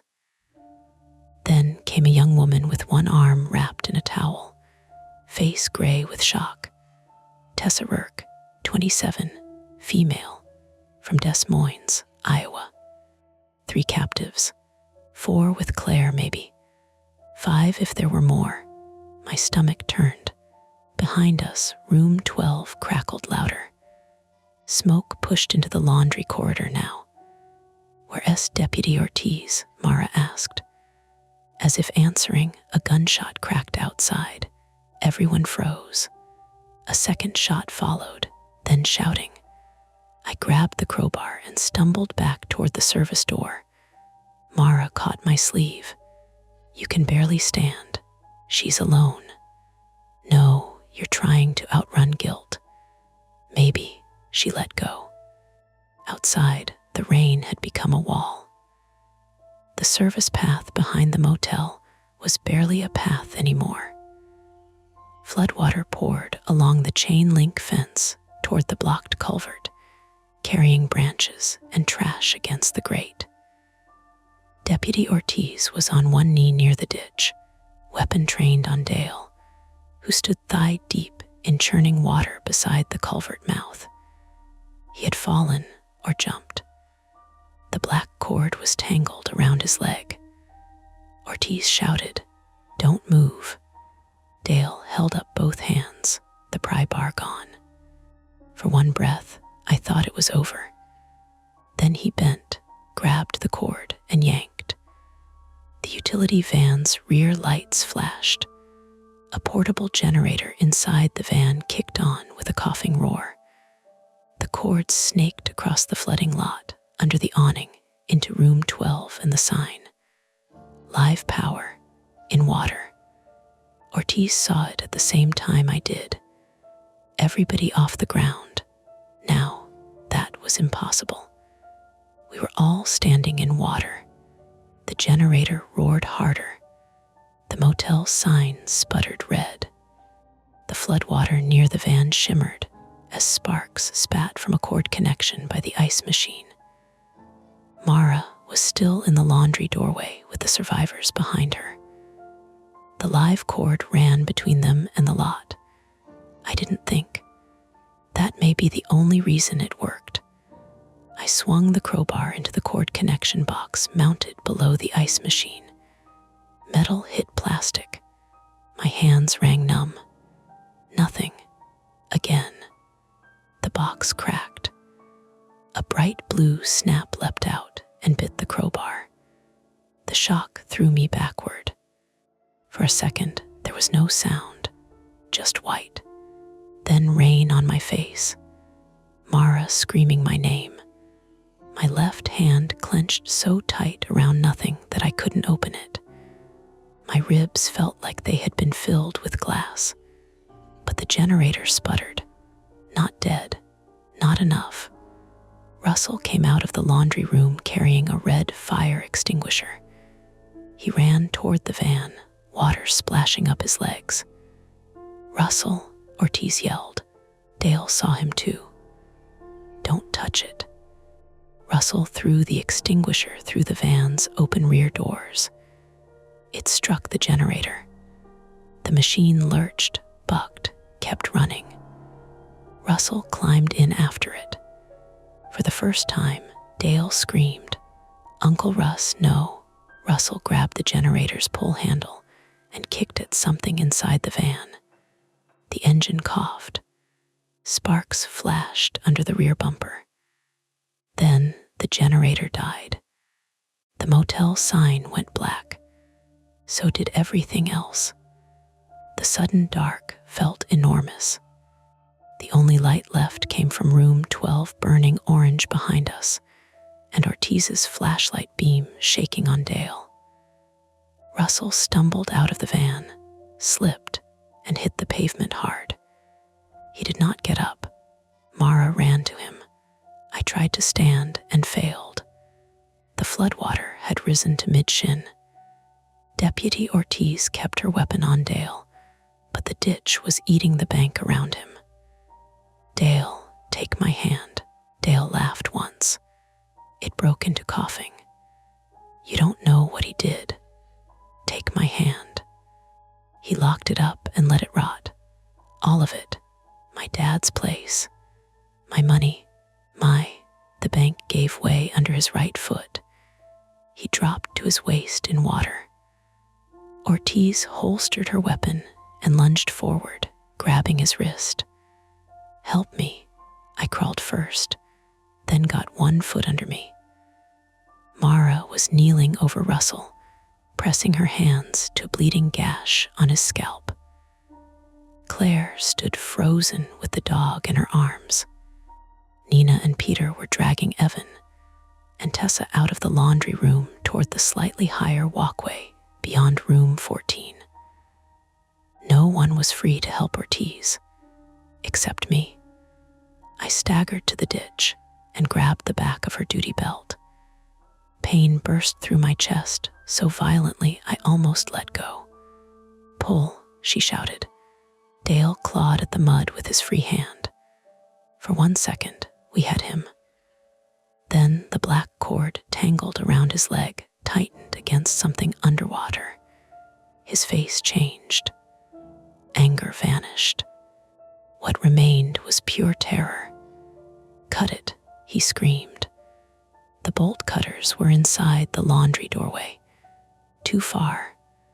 The culvert sucked a branch under, snapped it with a sound like a bone. Ortiz leaned farther. Too far. I wrapped both arms around her and pulled backward with everything I had left. Dale slipped from her grip. He did not vanish dramatically. The water took him in pieces. Legs first, then torso, then one gloved hand scraping at the concrete edge, then nothing but the hood of his pale sweatshirt flashing once under the brown current before the culvert swallowed him. Ortiz stayed on her stomach, arm outstretched into the rain. Nobody spoke. Then room 12's window blew out. Glass burst into the lot with a sharp, glittering cough. The fire climbed up the curtains and into the awning. That broke the spell. "Move," Ortiz shouted. We moved. Not neatly, not heroically. We dragged people and slipped and shouted names. Mara and Claire helped Russell to his feet, though he sagged between them, blood running from his hairline into his eye. Nina held Evan upright. Peter carried the dog for Claire when her injured arm finally gave out. Tessa clutched the room key from Milo's collar, like she needed one small object to prove sequence still existed. We went past room 14, along the narrow rear walkway that rose slightly above the flooding service path. Smoke chased us. Heat pressed behind us. The old motel groaned as water pushed under it, and fire chewed into its dry fascia. At the end of the walkway, a chain-link gate blocked the rear exit to a gravel access road, padlocked. Russell lifted his head, dazed. Key ring. He had dropped it near room 12. Mara looked back. The walkway behind us glowed orange now. "No," she said. I still had the crowbar. My hands barely worked. One palm was blistered from the shock, the other shook uncontrollably. But Deputy Ortiz braced the lock with her baton, and I wedged the crowbar through the chain. Peter, despite the cut on his head, grabbed the bar with me. "On 3, Ortiz said. She did not count gently. 1, 2, 3, we pulled. Nothing again. The fire popped behind us. Again. The lock snapped loose and fell into the floodwater. We pushed through the gate onto the gravel road behind the motel, higher by maybe 2 feet, which at that moment felt like a mountain. We kept going until the ditch was behind a fence, and the burning right wing of the Larkspur was in front of us, separated by rain and distance, and the awful knowledge of what had been inside it. No sudden sirens came to save us. No clean clean ending arrived. Deputy Ortiz got one bar near the access road and called dispatch again, voice shaking only after she had said the location twice. Mara sat me down on the gravel and pressed her fingers to my neck as if she knew what she was doing, then began crying because she did not. Russell stared at the motel with blood in his eye and said Dale's name once. Room 12 burned hottest. The sign stayed dark. And somewhere inside the locked office, faint beneath the rain and fire, and people trying to breathe, the phone started ringing again. By the time the first fire engine reached the rear access road, nobody cheered. That was one of the things I remembered most clearly afterward, probably because it felt wrong in a way I did not know how to explain. In movies, rescue makes noise. People cry out. Somebody laughs too hard. Somebody collapses into somebody else's arms while red lights wash over the scene like forgiveness. At the Larkspur Motor Lodge, we just turned toward the sound and stood there in the rain, blinking. The engine came in slow from the county road behind the property. Tires grinding over wet gravel, air brakes hissing like an exhausted animal. Its lights hit the chain link fence, the ditch, the backs of the old motel rooms, and the black smoke dragging itself sideways over the roof. The storm had thinned to a hard, needling rain, but water still rushed through the drainage ditch with enough force to make the fence tremble. Deputy Ortiz had us gathered on a slightly raised strip of gravel beside a storage shed behind the motel. "Stay together," she kept saying. "Do not go back toward the building. Do not step near standing water. Stay where I can see you." Her voice had gone rough, not panicked, rough. There was a difference. Mara sat beside me on an overturned plastic crate someone had dragged from the shed. She had one hand pressed to my shoulder and the other clenched around my phone, even though it had no signal and no reason to be in her grip. She kept checking my face every few seconds like I might change color and disappear. "You still with me?" she asked. "I'm trying to decide.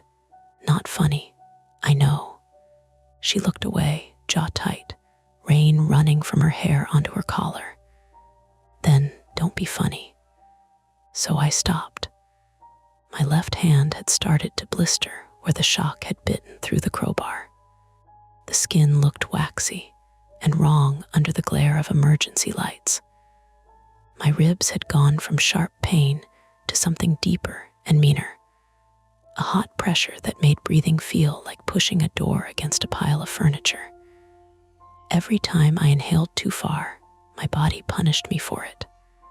Mara noticed every breath. "You're going to the hospital," she said. "Yes." No arguing. I said yes. "You say yes when you think it will make me stop talking." That was true, so I did not answer. A firefighter wrapped a wool blanket around Claire Benton's shoulders. She had refused to let go of Milo until a paramedic promised 3 separate times that the dog could stay near her. Milo sat under the edge of the blanket with only his narrow white face showing, shaking so violently his tags clicked together. The room 12 key had been cut from his collar and sealed in an evidence bag.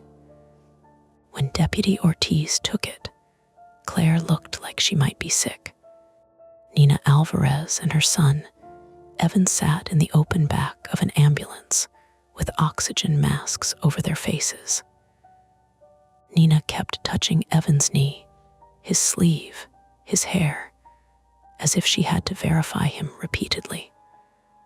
Evan stared at the gravel between his shoes. He was 15, but in that light, under that foil blanket, he looked much younger. Peter Lang had a bandage taped over his eyebrow and kept asking whether anyone had called his daughter. Tessa Rourke sat with both arms tucked under a blanket, though only one was injured, her eyes fixed on the burning motel with a blankness that felt private and unreachable. Russell Keene was on the ground near the first ambulance, sitting upright because he refused to lie down. Blood had dried black along his temple and jaw. A paramedic tried to clean the cut above his hairline, while Russell watched firefighters drag hose lines toward the right wing.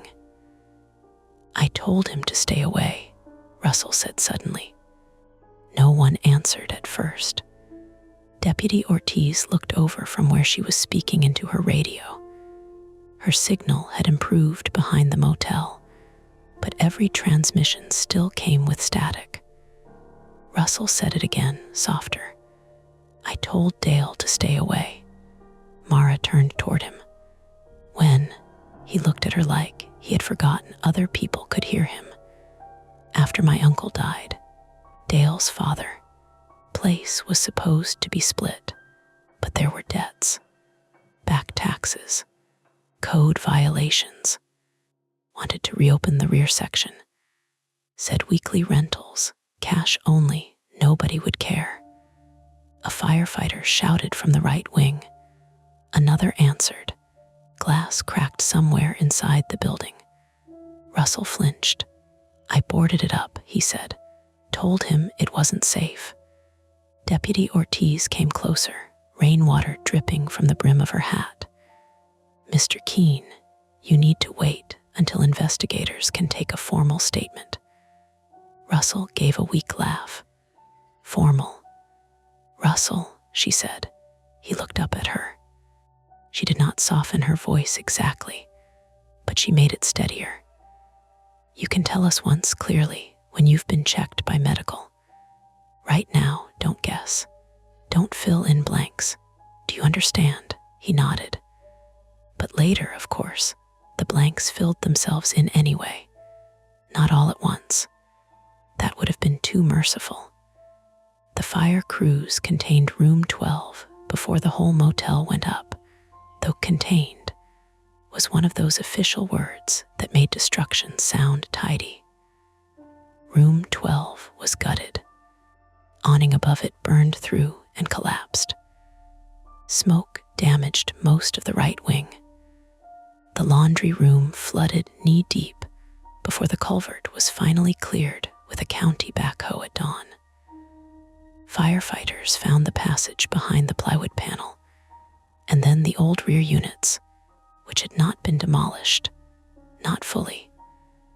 They were tucked behind the main row like a second, hidden motel facing the drainage ditch instead of the parking lot.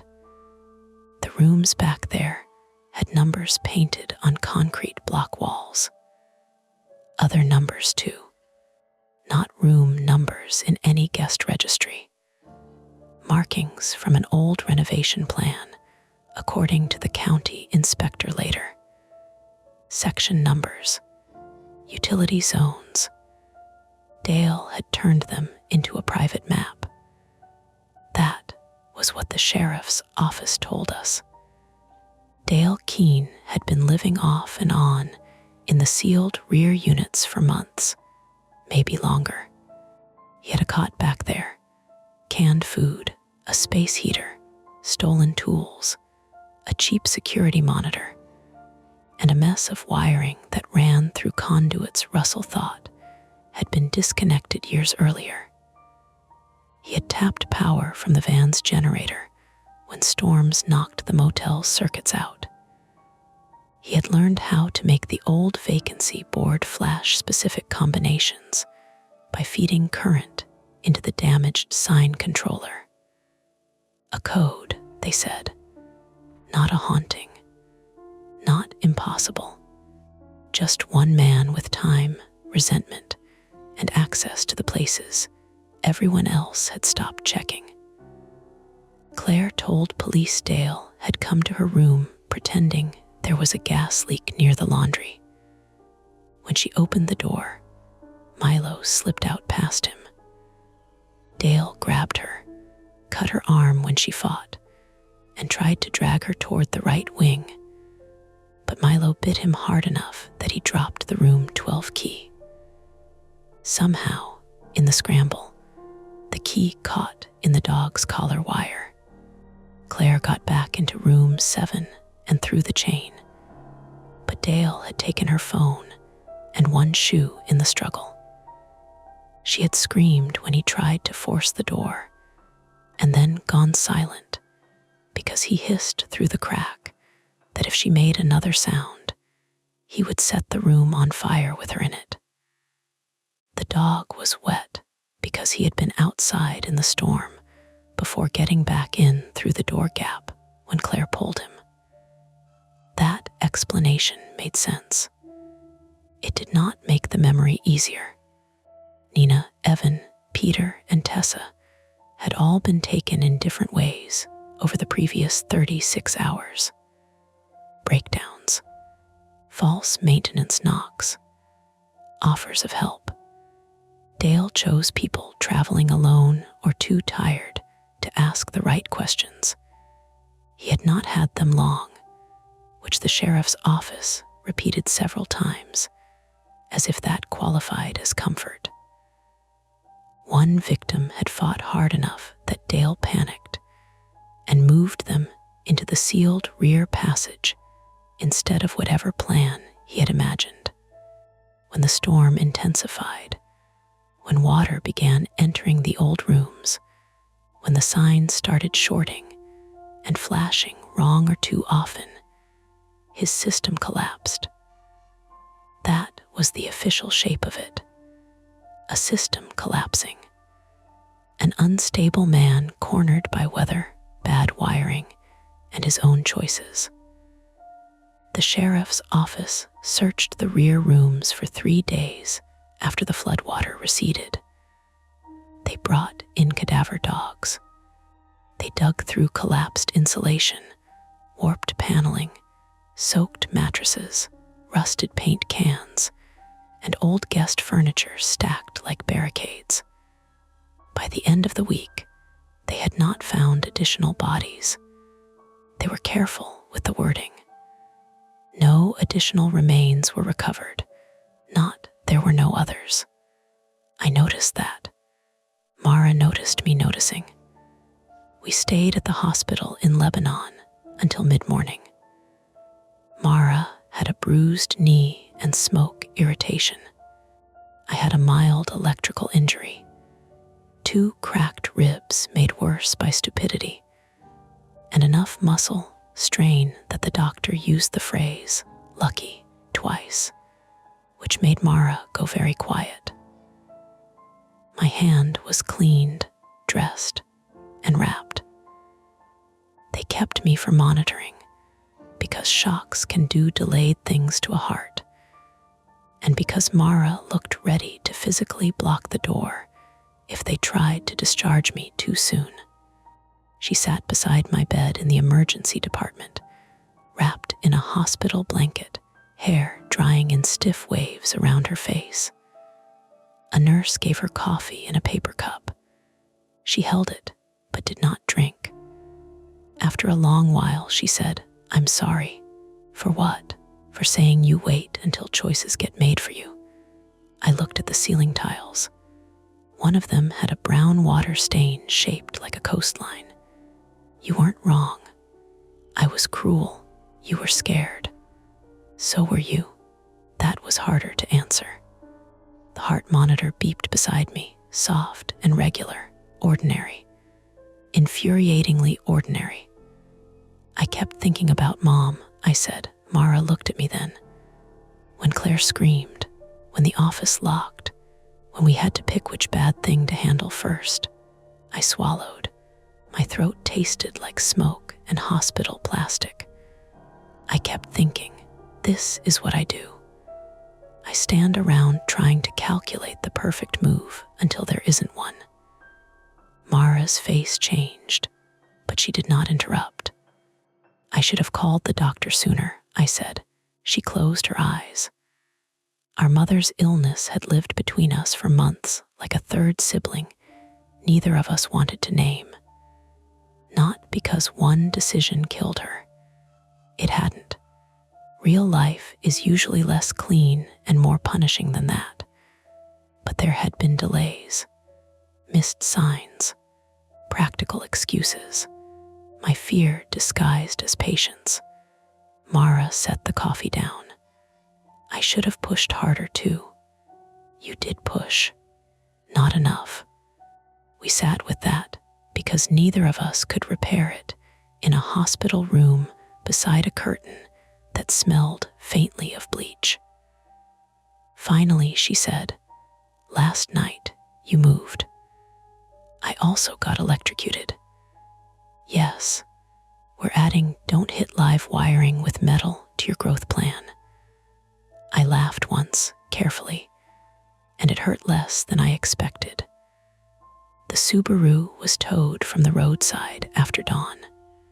A state trooper found the hazards dead, and the rear passenger window cracked from where debris had struck it during the flood surge. The bins of Mom's things were wet, but mostly intact. One lid had come loose, the one that had been clinking in the back seat all night. Inside was an old tin full of keys. House keys, suitcase keys, keys to locks we no longer owned and doors that probably no longer existed.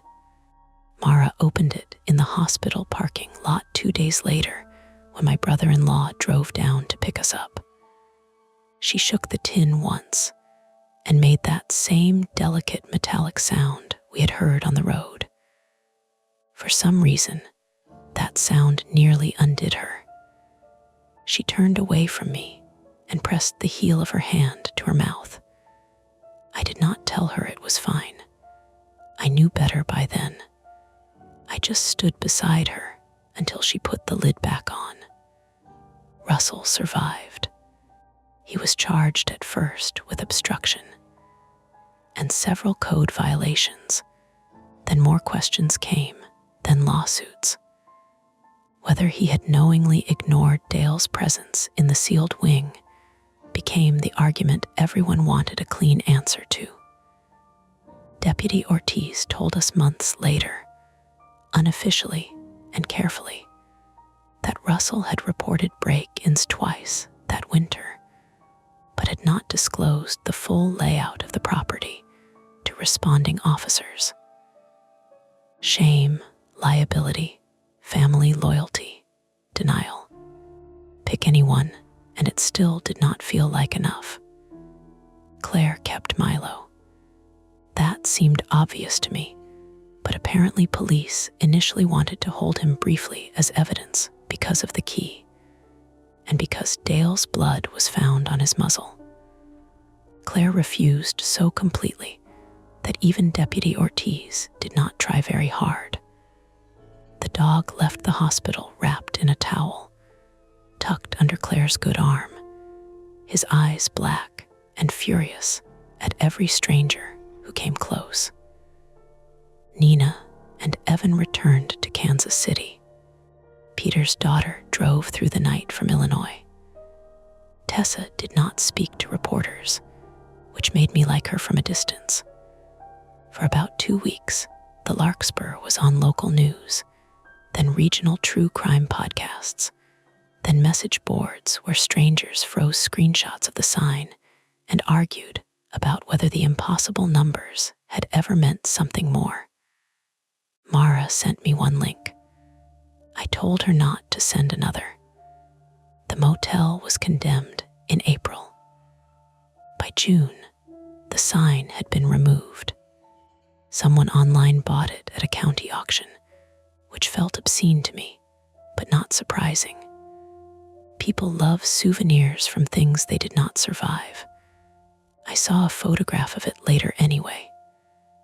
The sign lay on its side in a warehouse, stripped of power, its red bulbs dark, the painted blue letters of Larkspur Motor Lodge flaking onto concrete. Without rain, without height, without that buzzing red light in the dark, it looked small and stupid. A broken object. Nothing more. That should have helped. It didn't. Because almost ordinary life did come back. That was the strangest consequence. Bills arrived. My hand healed with a tight, shiny patch across the palm. Mara returned to work and became, by all accounts, even more intolerant of locked doors on field trips. I got my car fixed. We donated half of Mom's storage things and kept the rest in labeled bins in Mara's basement, where neither of us pretended we were ready to sort them. Sometimes, when we drove at night, neither of us joked for a while. Sometimes a motel sign would flicker beside the highway and Mara would look out her window until we passed it. Sometimes my ribs ached in the rain, and I would remember Dale's gloved hand scraping at the concrete before the culvert took him. I did not feel sorry for him exactly. I felt something less useful. The awful recognition that human damage does not always announce itself by looking monstrous. Sometimes it wears a pale hoodie and knows which walls are hollow. Sometimes it is helped along by relatives who do not ask enough questions because questions cost money or pride or sleep. 3 months after the fire, Deputy Ortiz called me. Not officially, she said. She just wanted to tell me the last evidence crews had finished with the office. The phone logs from the motel landline were incomplete because the system was old and water damaged, but they had identified most of the calls. Claire's room, Russell's cell, a misdial from a guest months earlier. Nothing strange. Most, I asked. She was quiet long enough that I sat down. There was one incoming call during the fire, she said, after you all got out. The one we heard, probably. From where? That's the thing. Records show it originated from an internal extension. I waited. The office only had one physical phone, she said. Guest room phones were dead by then. Wiring was a mess. Could be a phantom ring. Crossed line.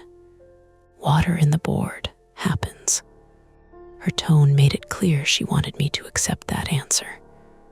So I did. Out loud. After we hung up, I sat in my apartment in St. Louis with the windows open and traffic moving wetly on Kingshaw after a summer storm.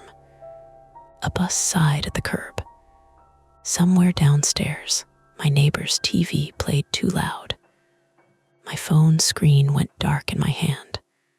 A crossed line, water in the board, old wiring, all explainable.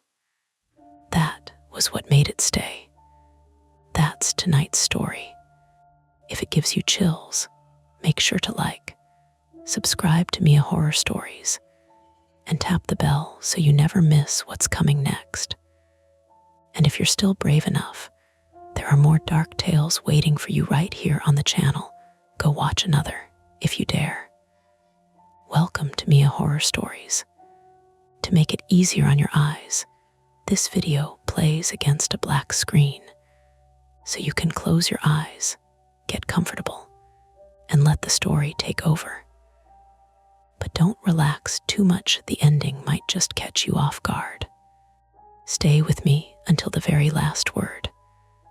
The bus driver didn't look at me when I climbed on, which was normal enough, but the fare machine made a noise I'd never heard before. Not the dull beep for a valid card, not the sharp little rejection chirp that always made people behind you sigh through their noses. This was softer, almost like the machine had coughed, The screen flashed green, then yellow, then showed a name that wasn't mine for half a second before it vanished. Welcome, Mara. Then the regular display came back. $2.75. Paid. The driver kept his eyes on the rain-polished windshield. The wipers scraped left, then right, dragging streetlight across the glass in dirty orange bands. "You getting on or not?" he said. "My name is Alina Ward. I was 28 then, female, born and raised in Manchester, New Hampshire. And at that exact moment, my motive was embarrassingly ordinary. I wanted to get home before my leftover Thai food turned sour in my work bag. I had been at St. Anselm's late, not for anything noble, just inventory. Medical records storage. The glamorous world of alphabetizing release forms under fluorescent lights, while the HVAC clicked like a cheap lighter. I was tired enough that my thoughts had softened at the edges. Rain does that to me. Late buses do it worse.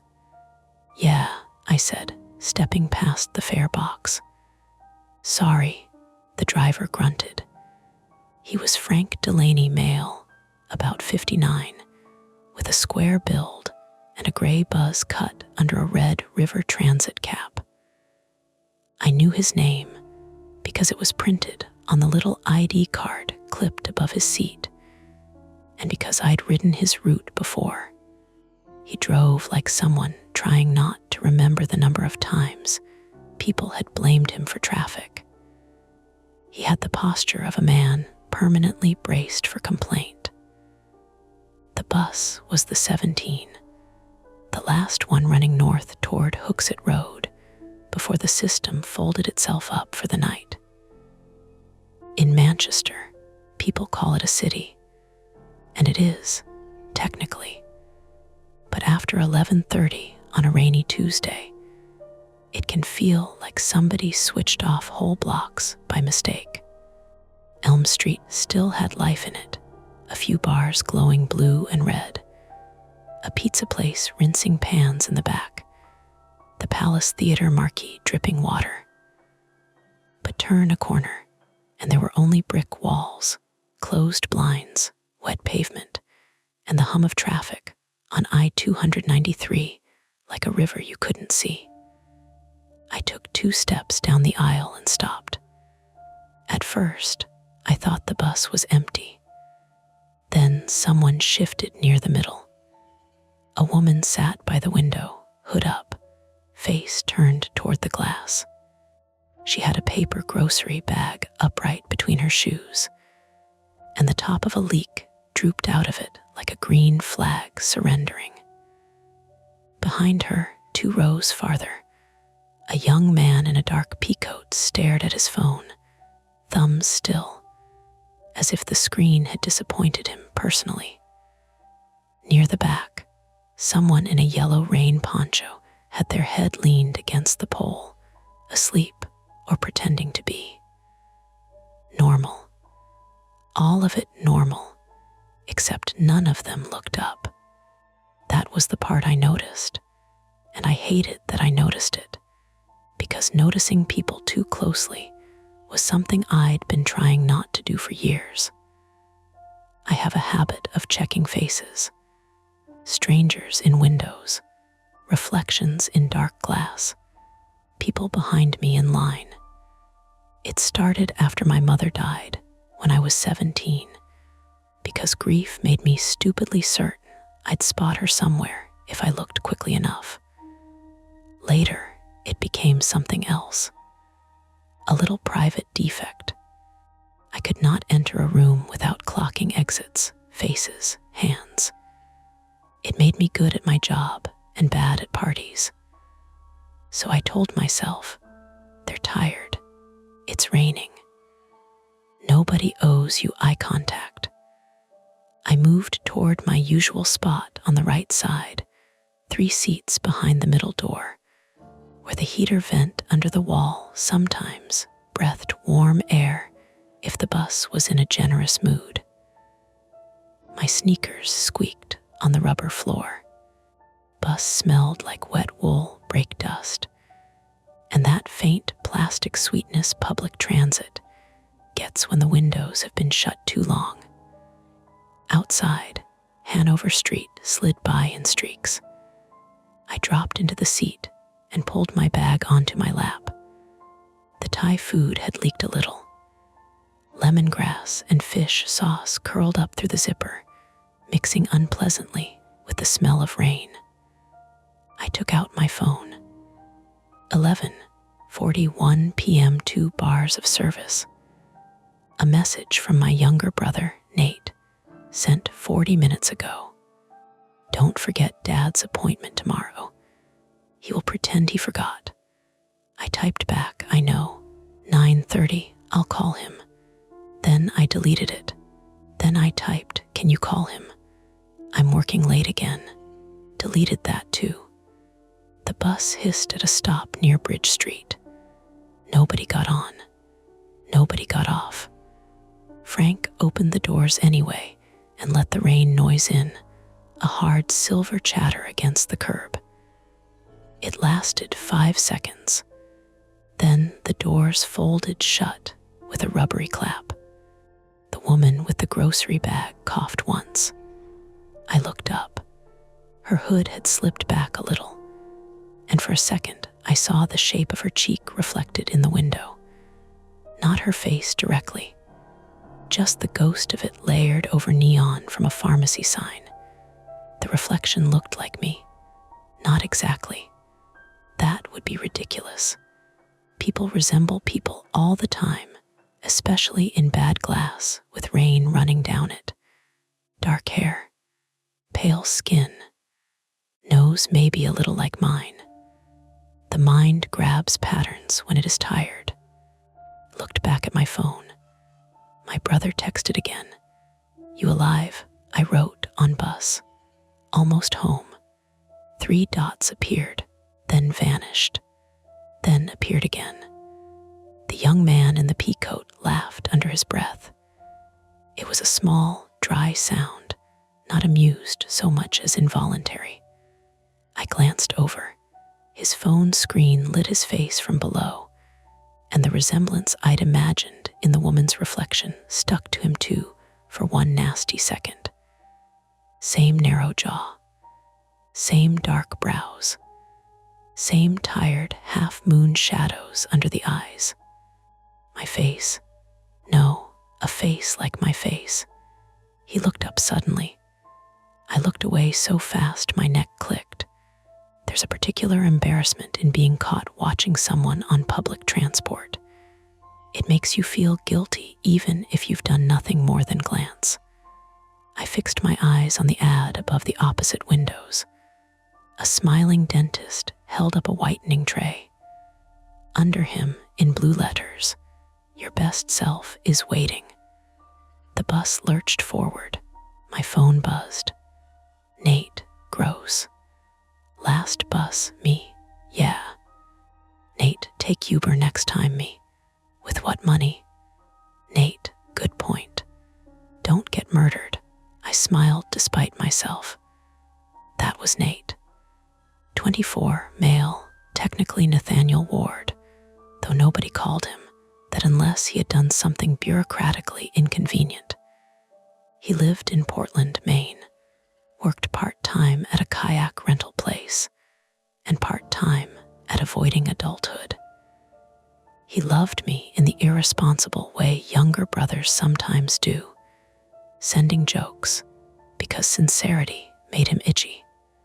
He did not know that the word murdered made my stomach tighten, even when I knew he was joking. I typed, too late. Ghost typing this. The reply didn't send. No service. The 2 bars had become none. I held the phone up an inch, as if that had ever helped anybody. Manchester passed outside in broken pieces. A closed laundromat, a pawn shop with security gates, a puddle blooming under a street lamp. The bus's interior lights flickered once, barely enough to notice. The woman with the groceries shifted her feet. The paper bag whispered against her ankles. Then the person in the yellow poncho at the back lifted their head. Their face was hidden by the hood. They turned slowly toward the front, as if waking into the wrong place. Frank saw them in the mirror. "Next stop if you need it," he called. His voice had no warmth, but not cruelty either, just procedure. "Pull the cord." The yellow hood stayed turned. Nobody pulled the cord. A calm settled after that, but not a clean calm. More like the bus had taken a breath and was holding it. Tires shushed through standing water. The heater clicked under the seats. Somewhere overhead, a loose panel ticked every time we hit a seam in the road. I tried to make a list in my head, the way I do when panic starts trying doors. 1. I was tired. 2. Bad reflections make strangers look alike. 3. I had once spent a whole week convinced a nurse in radiology was my old math teacher because they had the same haircut. 4. Manchester buses at midnight collect unusual people because everyone ordinary is already home. That helped for almost 10 seconds. Then the young man in the peacoat spoke. "Your phone working." He said it across the aisle without raising his voice. I looked over, careful this time, prepared for the awkwardness of eye contact, prepared for him to be just some guy with a long face and rain-dark hair. He was Owen Fisher, male, maybe 31, and German by birth if his accent was any guide, though his English had the polished flattening of someone who had lived in the States for years. He had a neat beard, close trimmed, and a coffee stain on the cuff of one sleeve. His phone was held in his palm like a dead fish.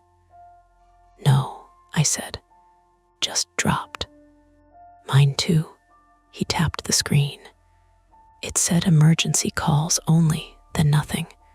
Could be the storm. It is not much of a storm. He was right. It wasn't. Rain, sure. A little wind. Not the kind of weather that knocked out a whole route through downtown. The woman with the grocery bag turned her head then.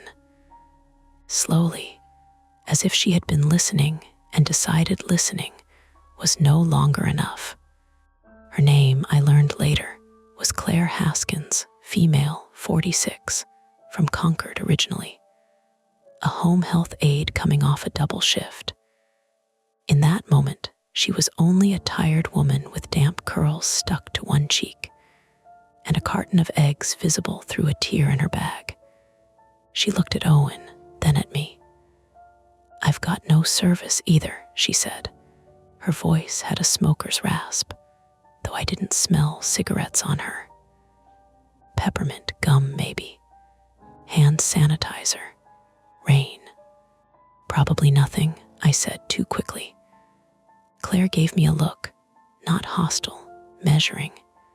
"Usually is," she said. At the back, the yellow poncho rustled again. I turned halfway in my seat. The person wearing it had sat upright now. Small frame, hands tucked under their arms. The hood sagged low over their forehead. They had mud on the white rubber toes of their sneakers. Frank hit a pothole and cursed under his breath. The bus bounced. Claire's grocery bag tipped. I reacted without thinking and reached out to catch it before it spilled into the aisle. My fingers closed around damp paper. The leak brushed my wrist. "Thanks, hun," Claire said. "No problem." The bag was heavier than it looked. Eggs, canned soup, a loaf of bread, something in foil. The kind of groceries you buy at the end of a long day when you have no energy left to plan a meal, but still need to prove tomorrow exists. That thought steadied me. People were people. They had groceries. They had dead phones. They had work cuffs stained with coffee. My fear had a way of making everyone symbolic when most of the time they were just cold and trying to get somewhere. I released the bag. Claire's eyes flicked to my work badge where it hung half out of my coat pocket. Hospital, records office. Same beast, less blood, she said. Sometimes more paper cuts. She smiled at that, small but real. Owen leaned back against the window. Does this bus go all the way to Shaw S? On Hooksett? I asked. Yes. Near the big intersection. Should last stops past there. Good, he nodded once. I am still learning which buses become ghosts after 10. They all do, Claire said. It was the kind of tiny late-night conversation strangers have when everyone is uncomfortable, but not yet afraid. I let myself breathe into it. The wet warmth of the bus. The low engine growl. The way Claire kept one foot hooked around her grocery bag so it wouldn't slide. Owen rubbing a thumb over the black screen of his phone. Frank muttering at a pickup that cut too close near the light. Then we passed my stop, not my home stop. I still had 20 minutes, but the stop where the 17 was supposed to turn. I knew the route because routine is one of my forms of self-defense. After Bridge, it should have taken Elm North, then hooked toward Webster, then up. Instead, Frank drove straight through the intersection and kept going. I sat up. Claire noticed. What? Nothing. Owen looked out the window. Are we not supposed to turn there? Frank's eyes flashed in the rearview mirror. Detour. His tone made it clear he had said the entire explanation. For what? Claire asked. Roadwork. At midnight, she said. Lady, you want to call the city, be my guest. My phone doesn't work, Claire said. Frank didn't answer. The yellow poncho at the back made a sound then. Not a word, more like someone swallowing wrong. I looked again, and this time under the hood, I caught the lower half of a face. A chin, a mouth, a small scar at the right corner of the upper lip. I had that scar. Mine came from falling against a radiator when I was 6 while chasing Nate around our grandmother's apartment. A stupid old injury, pale now, visible only in certain light. I touched it before I knew I was doing it. The person in the yellow poncho lowered their head. The bus rolled past the dark windows of a furniture outlet. Reflections slid along the glass beside me, broken by rain and interior light. Claire's face, Owen's, my own. For an instant they overlapped so neatly I couldn't tell where one ended and the next began. I stood, not dramatically. I just got up because my body had decided sitting was no longer possible. Frank glanced at me. Sit down while we're moving. Is this still going to Hooksett Road? Detour, he said again. That's not an answer. It's the answer I've got. His hand tightened on the wheel. I noticed the skin around his knuckles was rough and split, the nails short. His shoulders had climbed toward his ears, not annoyed, tense. That was when the ordinary explanations began to shift shape. A detour could be real. No service could be weather or a dead zone. A fare machine could glitch. A stranger could resemble me. 2 strangers could, if I was tired and the light was bad. But Frank was tense like a man waiting for the next thing to happen. "Where's the detour posted?" I asked. He laughed once. "You always ask this many questions. Only when the bus goes the wrong way." Claire stood too, gripping the pole. "I need the stop by Webster. My daughter's waiting up." "Sit down," Frank said. "Then tell us where you're going." The bus slowed at a red light on Chestnut. Rain beat softly on the roof. Across the intersection, a gas station glowed white and empty, except for a clerk mopping near the doors. Safe, ordinary, open. I could see the coffee machines through the glass. Lottery tickets, a rack of chips, a security camera above the entrance. I reached for the yellow stop cord. Frank said sharply, "Don't." My fingers stopped an inch away. The word hadn't been loud, but it cut clean through the bus noise. Claire's grip tightened on the pole until the tendons showed. Owen lowered his phone. "What do you mean, do?" I said. Frank looked at me in the mirror. For the first time, really looked. And in that warped rectangle above his seat, framed by the rain, his face seemed to sag with something that might have been fear or exhaustion or both. "Because if I open the doors here," he said, "you'll get off." Claire blinked. "That is generally the idea." Frank's mouth twitched, not quite a smile. "And then I have to explain why I let you." "To who?" Owen asked. The light turned green. Frank didn't move. Behind us, somewhere out in the wet dark, a car horn tapped once. Polite. Then again, longer. Person in the yellow poncho stood at the back. They moved into the aisle with a limp, one hand brushing seat backs for balance. The hood slid back enough for me to see their face fully under the bus lights. It wasn't my face exactly.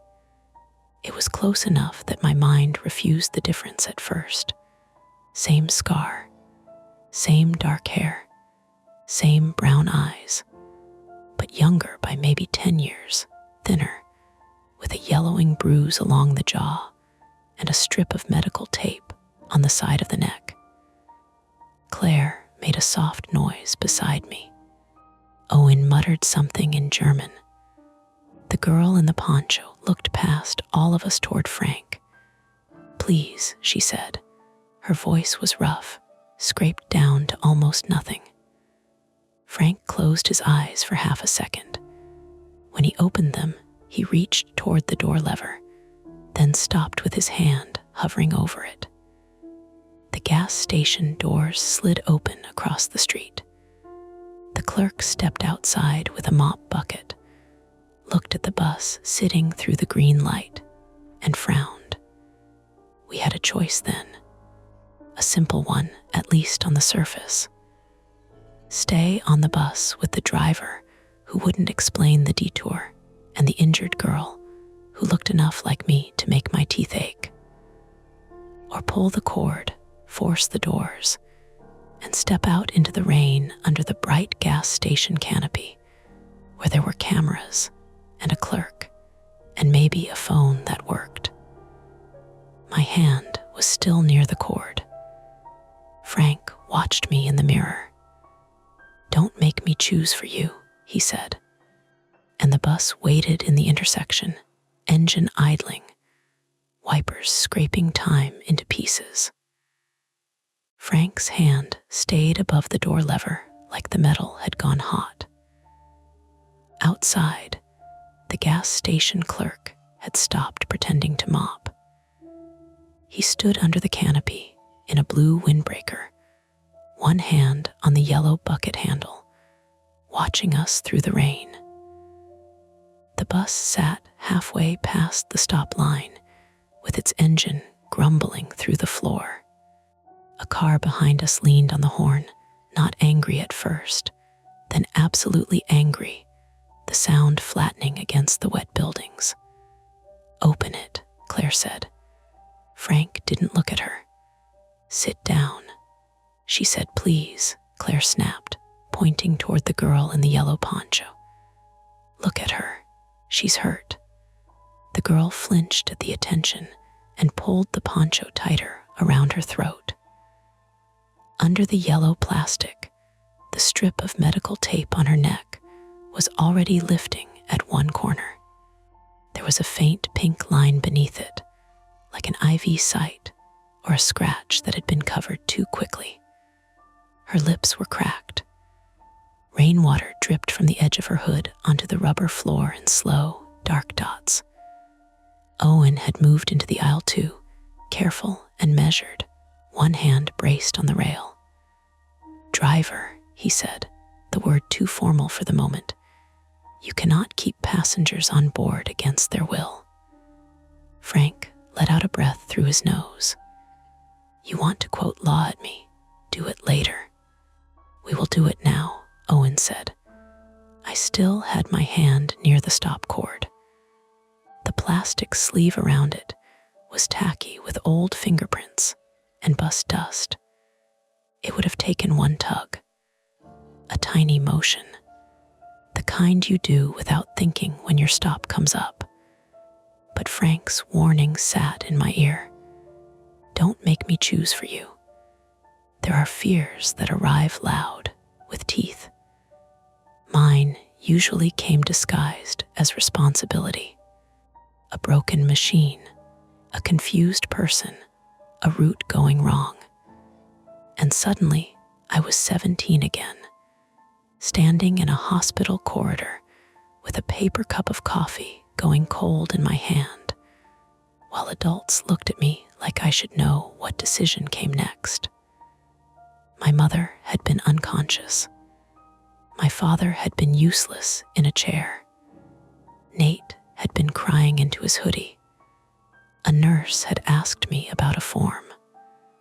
I signed where she pointed because someone had to. Since then, I hated choices where every option looked like a mistake. The girl in the poncho looked at me. "Not Claire, not Owen, me. Don't let him take us to the depot," she whispered. The horn behind us blasted again. Frank's head dropped. For 1 second he looked old, not 59 old, but worn down to the springs. Then he pushed the door lever. The front doors folded open. Rain blew in. Cold air rushed over my hands, carrying gas fumes, wet asphalt, and the burnt coffee smell of the station. It should have felt like relief. An exit, light, cameras. "Go if you're going," Frank said. Claire moved first. She grabbed her grocery bag against her chest and stepped toward the front. Owen followed, not rushing, but close enough to help her down if she slipped. I turned to the girl in the poncho. "Come on," I said. She shook her head. "What?" Her eyes flicked past me to the windshield. Through the wet glass, beyond the gas station canopy, a white van rolled into the lot without headlights. It did not speed in. That was what made it worse. It moved slowly, almost politely, tires hissing over puddles, and stopped near the air pump with its nose angled toward the bus. The side was blank except for a faded blue stripe where some company logo had been peeled away. No plates on the front, or mud covered them. I couldn't tell. Frank made a low sound, not quite a curse. Claire froze on the first step. "What is that?" she asked. The gas station clerk turned too, his face tightening. He pulled his windbreaker hood up and backed toward the glass doors. 2 people got out of the van. Both wore dark rain jackets. One was tall and broad, male, maybe in his 40s, walking with the stiff impatience of someone used to being obeyed. The other was shorter, female, with a knit cap pulled low and a clipboard hugged under her jacket. Neither ran. Neither shouted. They simply started toward the bus. The girl in the poncho took 2 stumbling steps backward. "No," she said. "No, no, no." Frank slapped the door lever again. The doors shut in Claire's face. "Hey," Claire barked, jerking back just in time to avoid getting pinched. "Are you serious?" Frank hit the accelerator. The bus lurched through the green light. A horn shrieked behind us as the car swerved around. Claire lost her footing and slammed into the fare box. Her grocery bag burst against her hip. A can of soup rolled down the aisle, clattering row by row. Owen caught the pole hard with his shoulder and grunted. I went sideways into a seat back, pain sparking along my ribs. The girl in yellow fell to one knee. I reached her before thinking. "Are you okay?" She grabbed my wrist. Her fingers were freezing, stronger than they looked. "Do you have your badge?" she said. "What? Your work badge? Do you have it?" I stared at her. "My yes. Why? Don't show them." "Who are they?" She released me like my skin had burned her. "I don't know names." Claire was shouting at Frank. "You almost broke my arm." "Then sit down," Frank said, voice shaking now. "You shut the doors on me. They were here." "Who?" He didn't answer. Owen bent to pick up Claire's soup can. He moved slowly, jaw tight, one hand pressing his shoulder. "Someone needs to explain this. Now." The bus had left the better lit streets and was taking a service road I didn't recognize. One of those industrial strips near the Merrimack, where every building looked closed, even during business hours. Warehouses sat back from chain-link fences. Loading docks glowed with single bulbs over metal doors. Water ran along the curb in fast little streams, carrying cigarette butts and leaves. My phone still had no service. I pressed the power button anyway. Nothing new. No bars. Nate's unsent joke sat on the screen like evidence of another life. Claire knelt among her spilled groceries, breathing hard. The eggs were ruined. A cracked shell leaked yellow onto the floor and spread with the rainwater. She looked at it, then at the girl, then at Frank. "I've got a daughter waiting," she said, quieter this time, more dangerous. "She's 16. She thinks I'm home in 20 minutes. Frank's eyes flicked to the mirror, then away. "Mine's 7, he said. That shut us up for a second. Frank swallowed. "My granddaughter, not daughter. She sleeps over Tuesdays. My wife can't lift her because of the hip. I'm not here because I enjoy late-night mystery tour." Owen's expression changed a little, not softened, recalculated. "You are being threatened," he said. Frank laughed without humor. "There it is, by those people in the van, by people who know where my kid's kid sleeps." The heater clicked under the seats, blowing air that smelled faintly of hot dust. The girl in the poncho had backed into the row across from mine and sat with her knees together, both hands pressed under her arms. I crouched in the aisle so I was level with her. "What's your name?" I asked. She looked at me as if that was the cruelest question I could have chosen. "Jess," she said finally. The name did not fit the fair machine's Mara. That should have reassured me. It didn't. Jess was female, likely 18 or 19, with the same dark hair as mine hacked unevenly under the poncho hood, the same scar at the lip, and injuries that looked recent enough to ache. Bruise along the jaw, split skin near one eyebrow, tape on her neck, and red marks around both wrists like she had been restrained with something narrow. She spoke like someone conserving every word because each one cost her. Jess, what? She shook her head. Okay, I said. Jess, did those people hurt you? She stared at the floor. Claire said, hun. Jess flinched again. Not because of the word, because of the tone. She was expecting kindness to turn into hands. We need police, Owen said. No service, I said. Frank said, radio's dead too. Claire looked toward him. Convenient. He slapped the dashboard with the heel of his hand. You think I planned this? I think you shut the doors and drove. I did that because the alternative was watching them drag her off the steps. They, Claire said. The people in the van. Frank didn't answer fast enough. Owen noticed. There are more. The bus turned hard onto a darker road. One of the overhead lights flickered, went out, then came back dimmer. The engine note changed, rising as Frank pushed speed he shouldn't have been pushing on wet pavement.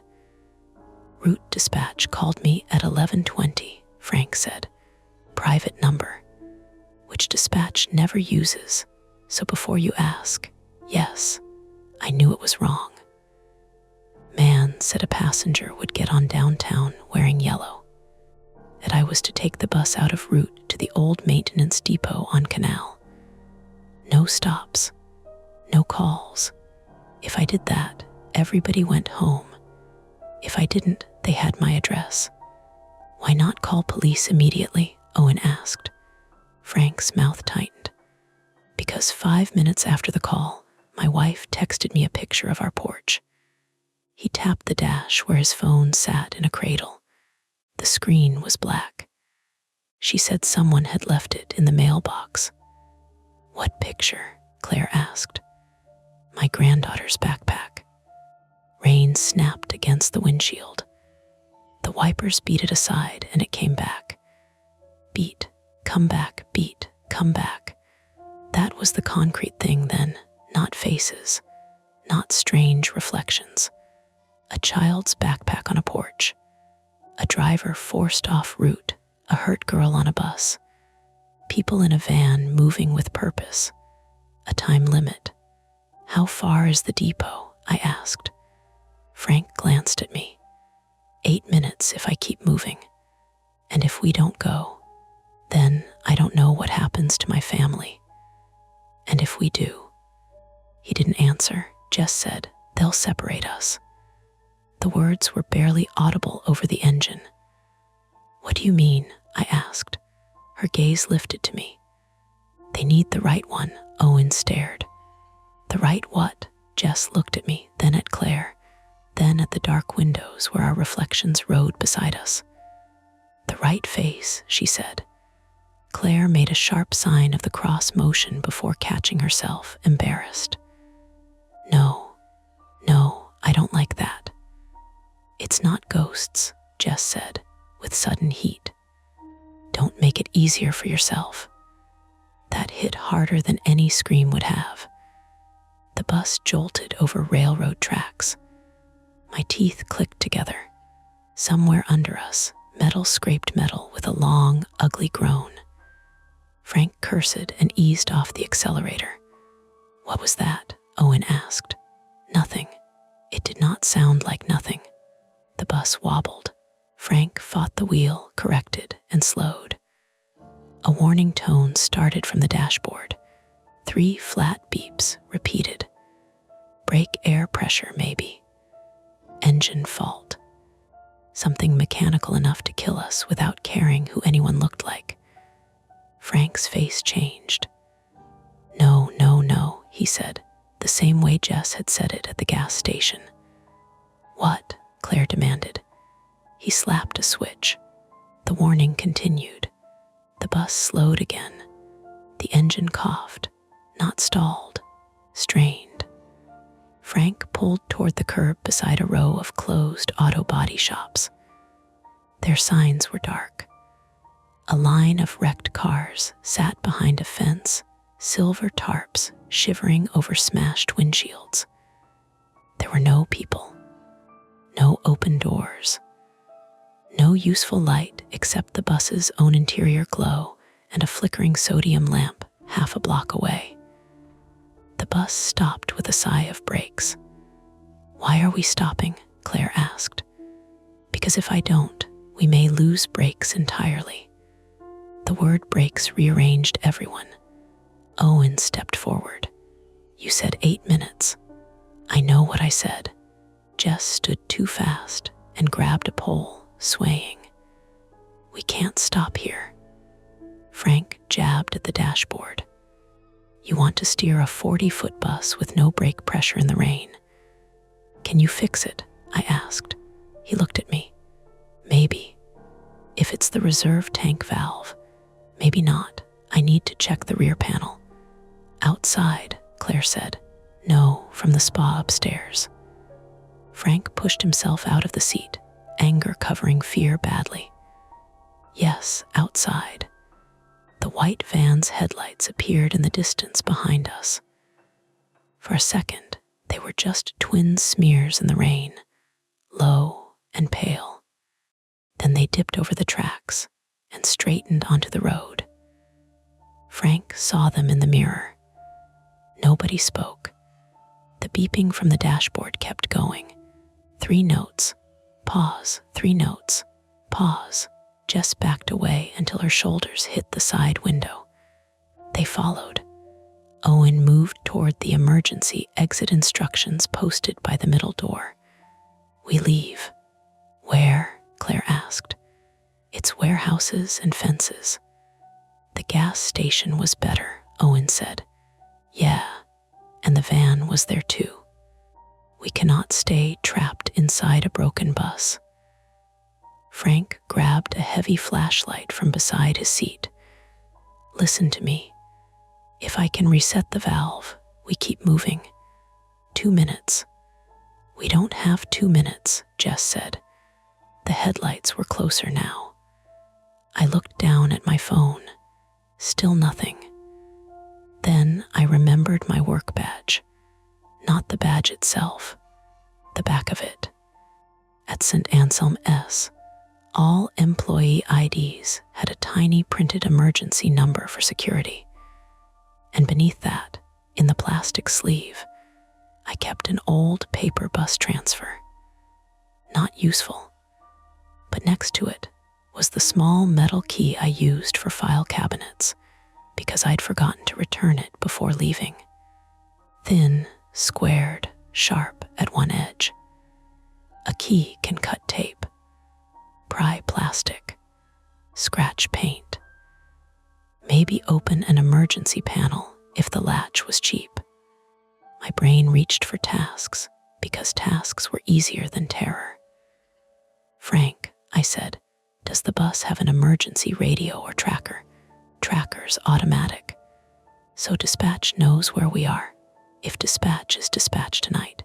"Fair. Emergency exits. Roof hatch, windows, rear door release." Owen was already reading the red-lettered instructions. "Rear door can be opened manually." Frank turned on him. "And set off alarms they can hear from the next zip code." "They can see the bus," Owen said. Noise is no longer the issue. Claire had gathered what remained of her groceries into the torn bag. Her hands shook, but her voice was steady. "The clerk saw us. At the station. He saw the van. Maybe he called someone." "Maybe," Frank said, but nobody built a plan on maybe.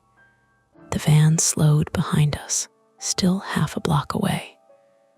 Frank pointed the flashlight at me, then Owen, then Claire, as if assigning guilt before it happened. I go out. I check the valve. You keep the doors shut. They come up, do not open for any reason. "What about you?" I asked. "I'm old, not noble." Jess grabbed my sleeve. "Don't let him go alone." Frank barked. "Kid, I'm the reason they're finding you." "You're also the reason I'm not already in the van," she said. That landed between them. Frank looked away first. Owen inhaled. "I will go with you." "No," Claire said immediately. "I can help. You got one good shoulder right now. I have two hands. Claire turned to me. Tell him that's stupid. Almost did. That was my flaw again, turning in place. The need to make the right choice, to hold everyone in position like pieces on a board. Stay and risk the van. Run and risk getting scattered. Help Frank and risk losing someone outside. Do nothing and let the decision make itself. The van stopped, not directly behind the bus, about 30 yards back. Its headlights shut off. The road became darker than before. From somewhere behind us came the sliding grind of the van's side door opening. Claire whispered, "Oh God." Frank moved to the front door lever. I said, "Wait." He looked at me. "We need more than fixing the bus," I said, my voice sounding calmer than I felt. "We need proof, names, plates, something. If we get out of this, police need something solid." Owen nodded once. "She is right." Claire stared at us like we had both grown extra heads.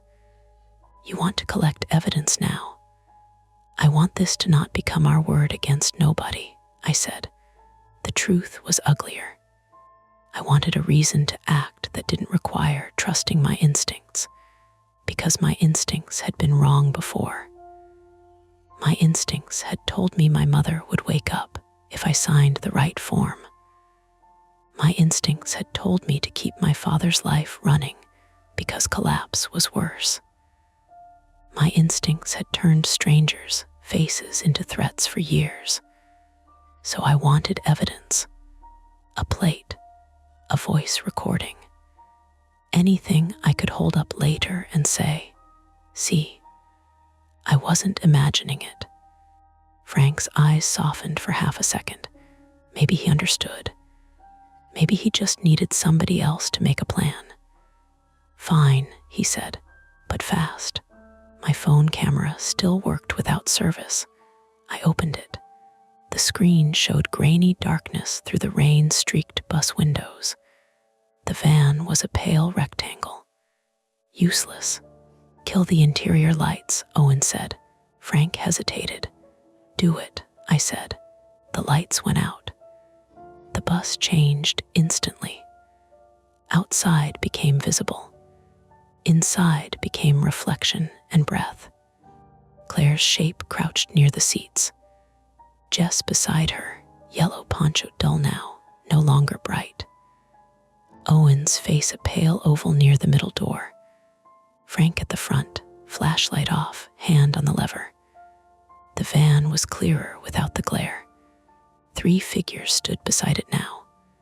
The tall man, the shorter woman with the clipboard, a third person I hadn't seen before, bulky, wearing gloves, carrying something long and black at his side. Not a gun, I told myself. Too thick. Maybe a tire iron. Maybe a baton. Maybe a flashlight. Then the shorter woman lifted a phone and turned its screen toward the bus. Even from that distance, I could make out the image glowing on it. A child in pajamas, sitting on carpet beside a pink backpack. Frank made a sound like the air had been punched out of him. The phone screen moved closer to the woman's face. She said something. We couldn't hear it through the sealed windows and rain. Frank's own phone, dead in its cradle, lit up. A message notification glowed across the black glass. Minutes. Bring her out or we go inside. Frank reached for the lever. Claire grabbed his arm. "No, my granddaughter," he said. Jess was crying now without sound, tears cutting clean tracks through grime on her cheeks. I looked from Frank to Jess to the van, and the shape of the problem finally closed around us. We had 2 minutes to keep a child safe somewhere across town, keep an injured girl from being handed over, and get a damaged bus moving before armed adults reached us. We had no service, No confirmed police response. A driver being blackmailed. A witness with groceries. A foreign passenger with a hurt shoulder. Me with a useless phone camera and a key from a file cabinet. Frank tried to pull free. Claire held on. "Don't make me fight you," he said. "I won't let you trade her," Claire said. "She's not yours. My daughter is somebody's daughter too." Owen looked at me. "Alina." I hated the way he said my name, like he had already decided I was the hinge. Outside, the tall man began walking toward the bus. 30 yards became 25. Frank yanked his arm loose. At the same moment, Jess bolted for the rear door. She didn't shout. She didn't warn us. She just ran, limping hard, yellow poncho snapping behind her, and slammed both hands against the emergency release panel. A red alarm light blinked once. The rear door cracked open with a hydraulic gasp. Cold rain rushed in from the back, and from the darkness behind the auto body fence, where the wrecked cars sat under trembling tarps, someone answered with a whistle. One sharp note, then another, closer. Jess stopped with the rear door half open. Frank whispered, "They're already on both sides." The tall man reached the front of the bus and knocked twice on the glass. Polite, patient, like he had all the time we didn't. The tall man outside the windshield lifted one hand and gave Frank a small, tired wave. Not impatient, not angry. That made it worse. He stood in the rain with his hood down, water flattening his hair to his forehead, and waited as if we were late for an appointment he had already confirmed twice. Behind him, the white van idled 30 yards back near the railroad tracks, its lights off now, its shape half swallowed by the wet dark. To our right, the auto body yard ran along the road behind a chain link fence topped with 3 strands of barbed wire. Wrecked cars sat inside in uneven rows, some under tarps that snapped and breathed in the wind. To our left were closed brick warehouses with loading bays, steel doors, and not one lit window. The Route 17 bus sat between all of it, dead enough to trap us, alive enough to hum under our feet. Frank's phone buzzed again in the cradle. He didn't touch it. The man knocked once more on the glass. Claire whispered, "Nobody open anything." The rear door was still cracked from Jess's panic. Rain blew through the gap in cold threads, pattering on the floor. Jess stood frozen beside it, one hand on the emergency release, her yellow poncho plastered to her shoulders. Somewhere beyond that half-open door, from the direction of the wrecked cars, the whistle came again. One sharp note, then a second. Closer. Owen moved first. He stepped past Claire, jaw clenched, and forced the rear door shut with his good shoulder. The rubber seal met with a damp slap. The red alarm light kept blinking above it, washing his face in pulses. Frank said, "That alarm's going to bring them." "They already know where we are," Owen said. His accent sharpened when he was afraid. He tried to hide it by speaking calmly, but his breathing had gone uneven after hitting his shoulder earlier. Every few seconds, his left hand flexed and released, flexed and released, like he was convincing the nerves to keep working. The tall man outside leaned close to the windshield. His mouth moved. We couldn't hear him through the glass. Claire grabbed the metal pole near the fare box. "What did he say?" Frank stared ahead. "He said time." I looked at my phone camera again. The screen was mostly black shapes and rain glare. No service, no way to call, no way to send Nate anything except a message that would sit there uselessly until either we lived long enough to reconnect or someone found the phone later and wondered why I had typed half a sentence. My thumb hovered over the camera button. Evidence. Evidence mattered. But evidence didn't get doors locked. It didn't fix brakes. "Frank," I said, "can you move the bus at all? The pressure's dropping. If I push it, we might roll. We might not stop." "How far to the depot from here?" "Canal streets ahead and west. Depot's maybe 6 blocks if you cut behind the mills." "So we're not far." "No." Jess made a small broken sound. That was the first useful fact the night gave us. Whether by accident or design, the bus had failed close to where they wanted it to go. Owen heard it too. They did not need to follow us far. Frank's mouth tightened. "Don't start. I am not accusing you. I am mapping." Claire shot him a look. "This isn't a classroom." "No," he said, "but panic is not a plan." The man at the front reached into his rain jacket. Claire sucked air through her teeth. I thought gun. I think everyone did. Even Frank ducked slightly, instinctively, shoulders rising. The man pulled out a laminated card. He pressed it flat against the windshield. The interior was dark, the rain moving between us and him, but the card caught enough light from the dashboard for me to see a blue seal, block letters, and a photo ID. For one terrible second, I thought he was police. Then Frank swore. "What?" Claire asked. "Not a cop." The card slid lower, revealing words printed in blue.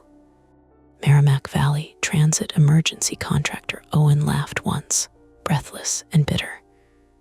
"That explains nothing." "It explains why a gas station clerk might not call police," I said. "He sees a van, sees a card, thinks official." Claire looked at me sharply. "You think the clerk bought that? I think people buy a lot when it's raining and someone has a laminated badge." The man tapped the card with 2 fingers, then pointed to the door. Frank moved toward the lever. Claire blocked him with her body. "Don't, they've got Molly," he said. "Do they?" I asked. His eyes cut to mine. I hated myself for saying it, but I kept going. "You saw a picture. You don't know when it was taken. You don't know if they're inside your house right now. I'm not gambling with my granddaughter. You already are." His face twisted. The words had been cruel. They were also true, and truth in panic can be as useful as a brick through glass. Frank grabbed his radio microphone from under the dash and shoved it into my hands. "You want proof? You want action? Try this. Emergency channel, button on the side. Maybe it works if you stand near the front." I pressed the button. Static burst out, loud enough that everyone flinched. Then a voice, thin, buried. "Unit 17, repeat," Claire gasped. "There," I pressed harder. "This is Route 17. We need police." "We're on, Frank. Where exactly?" "South Commercial, near the old Granite State auto body." I repeated it into the microphone. "South Commercial near Granite State auto body. We have people threatening passengers. Possible kidnapping. Bus mechanical failure. Send police." Static, a click. Then, clear enough to understand, a woman's voice said, "Unit 17, proceed to Canal Depot per instruction." Repeat, proceed to Canal Depot. Do not involve outside agencies. Frank stared at the radio like it had spat in his lap. Owen said softly, "Dispatch is compromised." The The man outside smiled, not broadly, just enough. Attempt 1 failed before it became a rescue. The emergency channel didn't bring help. It confirmed someone had access to the system or was close enough to fake it. And the trap tightened because now we knew official-looking signals were being used against us. Anyone watching a screen somewhere might see us not as victims, but as a route deviation being corrected. Claire's breathing got loud. No, I don't accept that. Police have their own lines. Hospitals have lines. Somebody has a phone. The warehouse, I said, looking left. Across the road, beyond a shallow drainage ditch and a strip of weeds, stood a 2-story brick building with faded white paint over the loading entrance. ROWE textile storage. The side door had a keypad, and above it, a security camera with a tiny red light.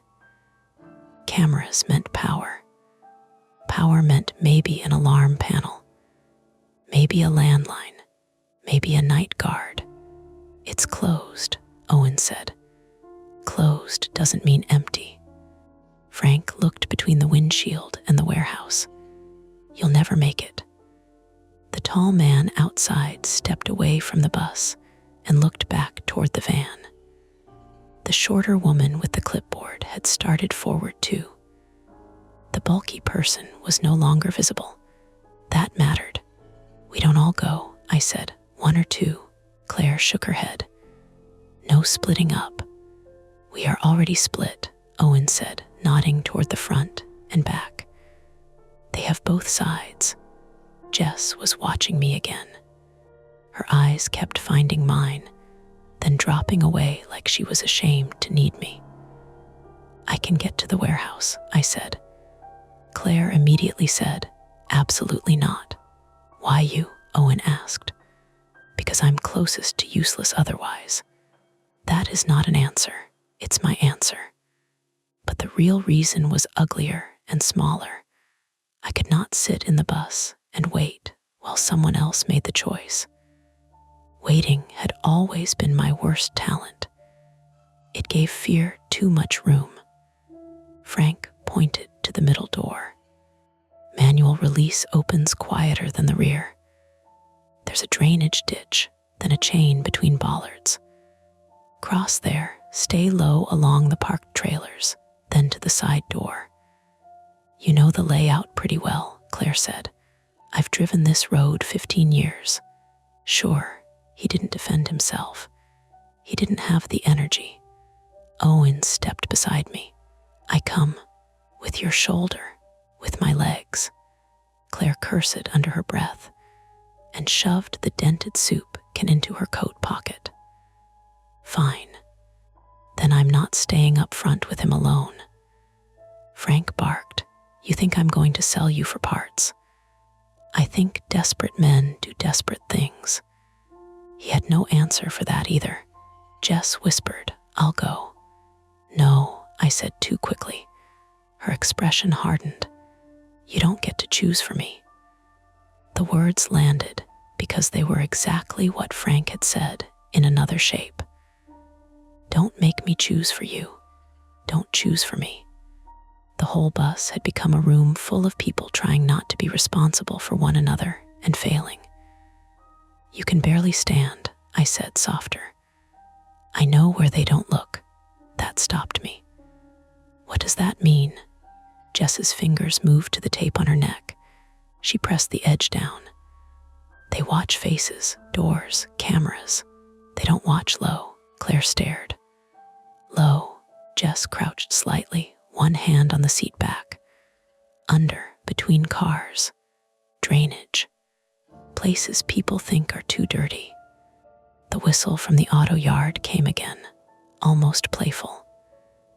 Owen looked toward the black windows. Someone is waiting for that. Maybe, maybe not. But the phrase "they watch faces" lodged in me. Attempt 2 formed in pieces. Frank would keep the front occupied. Claire would stay near him because she didn't trust him, and because she could shout loud enough to wake the dead if he tried opening the doors.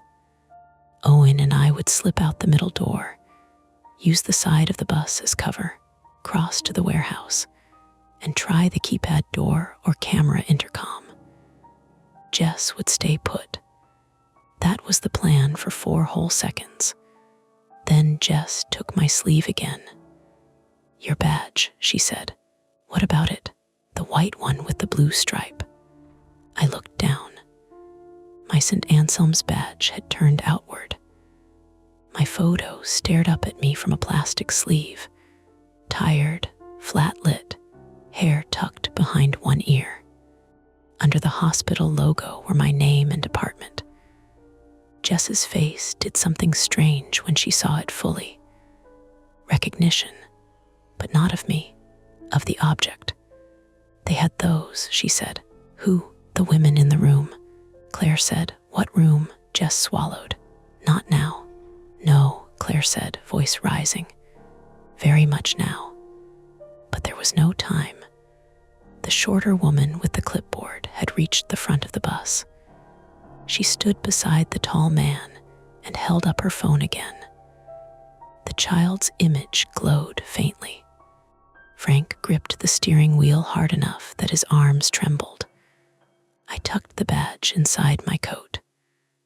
Owen and I crouched by the middle door. Frank killed the last dash light. The bus became breath, rain, and the electronic beeping of the brake warning. "On 3, Frank whispered. Nobody counted. He popped the middle release. Owen pushed the door open, just wide enough for us to slide through. Rain hit my face like thrown gravel. The cold shocked me so hard, I almost gasped aloud. I dropped from the bus step into ankle-deep runoff at the curb, my sneaker landing in oily water that smelled of rust and gasoline. Owen came after me stiffer, biting back a sound when he jarred his shoulder. The bus towered beside us, a dark wall with fogged windows. We crouched against it. At the front, I heard muffled voices. The tall man had moved close to the driver's window. "Frank," he called, loud enough now to carry over the rain. "Door." Frank's answer was indistinct.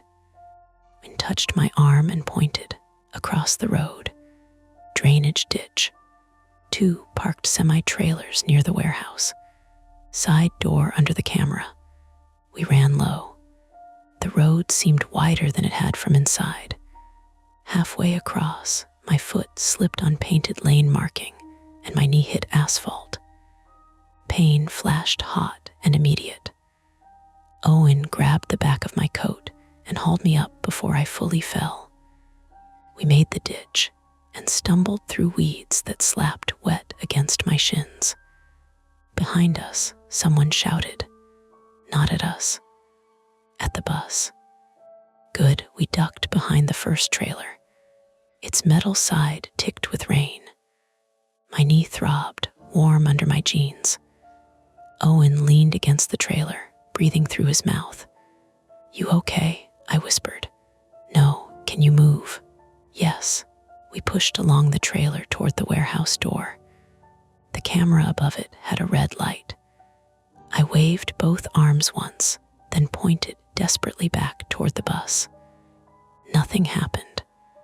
There was a keypad, a handle, and a small metal intercom button. I pressed it. A speaker crackled. Heart jumped. Then a recorded voice said, "Row textile storage is closed. Deliveries between 6 a.m. and 4 p.m. please. Contact the office during normal business hours." Damn it. Owen tried the handle. Locked. I pressed the intercom again, harder, as if force could change business hours. Same recording. Attempt 2 was collapsing into a locked door and an empty warehouse. Then something moved inside. A shape crossed behind the frosted glass panel in the door. I slapped my palm against it. "Hello. We need help." The shape stopped. Owen reached for a loose brick near the threshold. "Move." "No, wait." "Why?" "Because if someone's in there," the door buzzed. The handle unlocked with a metallic thunk. Hope is dangerous because it makes you stand up. I grabbed the handle and pulled. The door opened 4 inches before a chain caught. Inside, in the narrow gap, stood a man in a gray security shirt. He was elderly, white-haired, blinking behind thick glasses. "Please," I said, words tumbling out. "Call 911. There are people outside. They're trying to take someone from the bus." "Phones are down, please." The guard stared at me. His name tag said MARTY.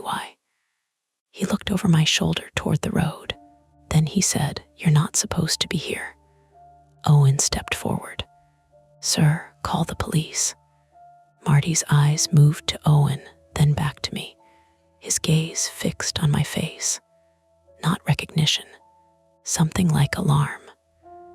From the dark loading bay behind him, another voice said, "Close it." Marty's hand jerked. I shoved my foot into the gap before he could push the door shut. "Ow, wait." The chain strained. Pain shot through my ankle. Owen swung the brick. The chain snapped on the second hit. The sound cracked through the doorway, loud as a gunshot. Marty stumbled backward, hands raised. He was older than I'd thought, maybe 70. Thin wrists, watery eyes, not a threat by himself.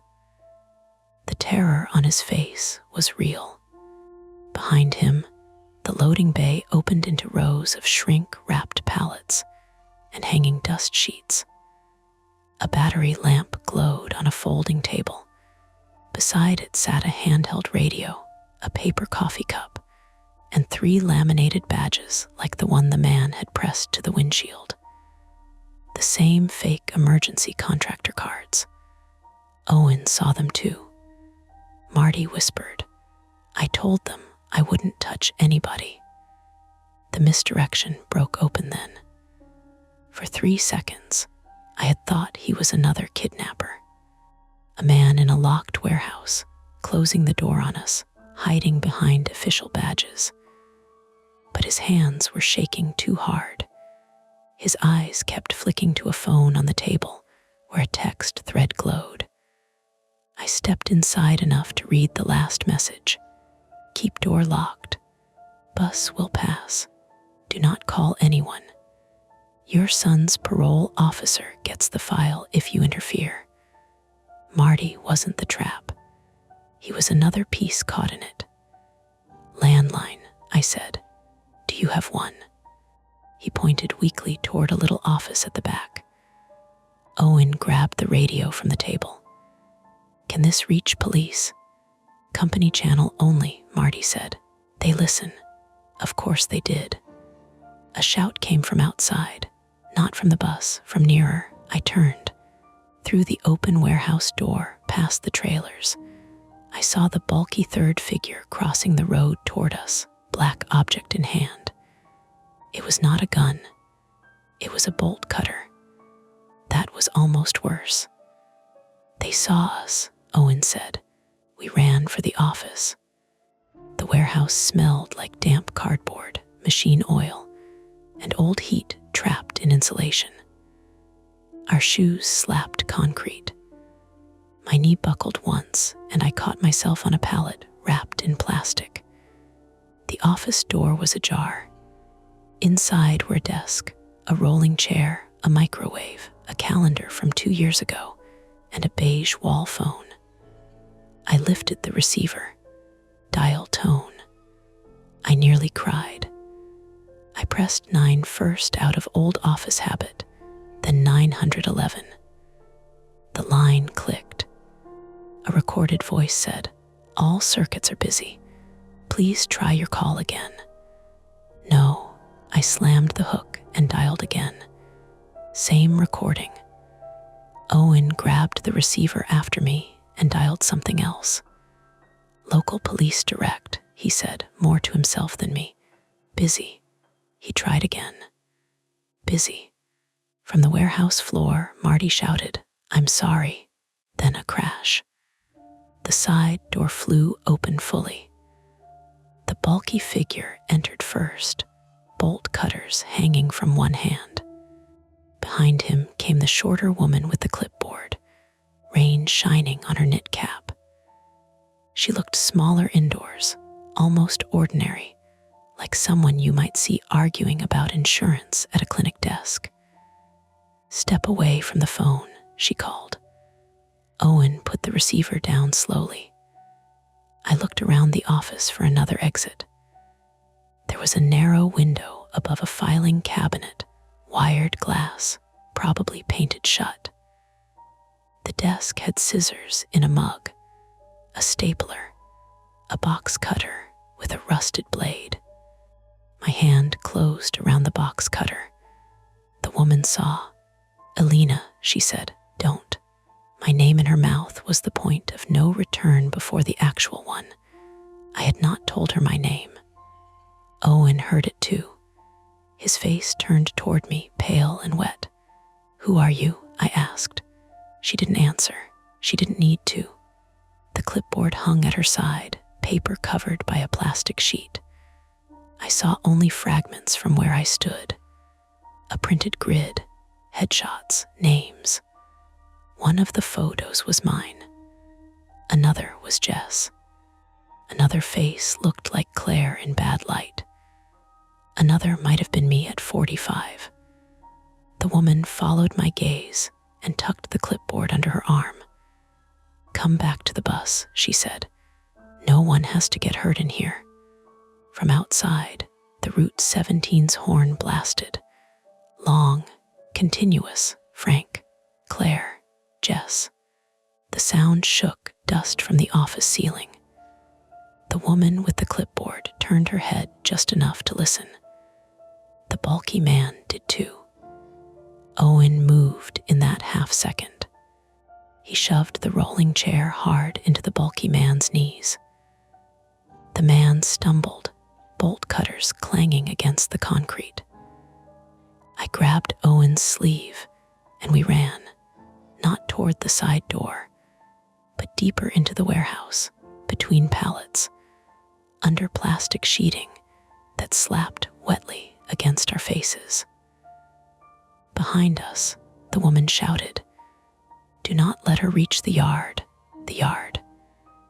We burst through a rear loading door that Marty must have left unlatched for smokers or deliveries. It opened onto the auto body lot behind the fence, the same lot that ran beside the bus.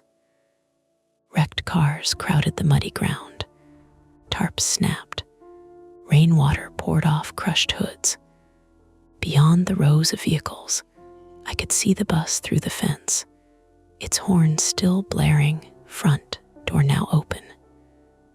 Claire stood in the doorway with Frank's flashlight, swinging it like a club. Jess was not visible.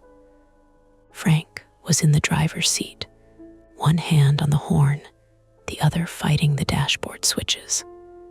Then the white van reversed hard toward the bus, angling across the road, blocking the front. The bulky man and clipboard woman came out behind us. The tall man was already at the bus doors. The group had divided us exactly how they wanted. Owen and me in the yard, Claire and Frank at the front, just somewhere inside or behind the bus, and the only open road being swallowed by the van. Owen pulled me behind a wrecked Subaru. "Fence at the back," he said. "There must be another gate." I looked. The auto yard narrowed toward the railroad tracks, with a rear gate chained shut near a drainage culvert. Beyond it, the tracks ran east-west, glistening under a weak signal light. Across the tracks was Canal Street, and beyond that, the dark outline of the old transit maintenance depot. We had been pushed toward it all along. A shriek of metal came from the road. The bus moved. At first, I thought Frank had fixed it. Then I saw the truth. The van had nudged the bus from the front corner, pushing it backward, forcing it to angle away from the curb. The rear tires slid in the rain. The bus's back end swung toward the auto yard fence. Frank blasted the horn again. The brake warning beeped even through the rain. Jess appeared at the rear window, pounding on the glass. Claire was behind her, grabbing her around the waist, trying to pull her away from the door. The bus rolled another foot, then another. The rear bumper hit the chain link fence. Metal bowed inward. Owen whispered, "They are making a gate." The bus jolted back again. The fence posts shrieked. Wrecked cars shuddered under their tarps. The rear gate at the tracks rattled in sympathy. Somewhere nearby, a dog began barking from inside one of the warehouses, frantic and hoarse. For a second, I thought the barking was another person, another signal, another threat closing from the dark. Then floodlights snapped on above the auto body office, and I saw the source. A soaked brindle guard dog in a kennel behind a stack of tires, throwing itself against the chain link, terrified by the crashing bus. Misdirection, explainable, almost mundane. And still my hands shook so badly, I nearly dropped the box cutter. The bus reversed one final time. The fence gave way.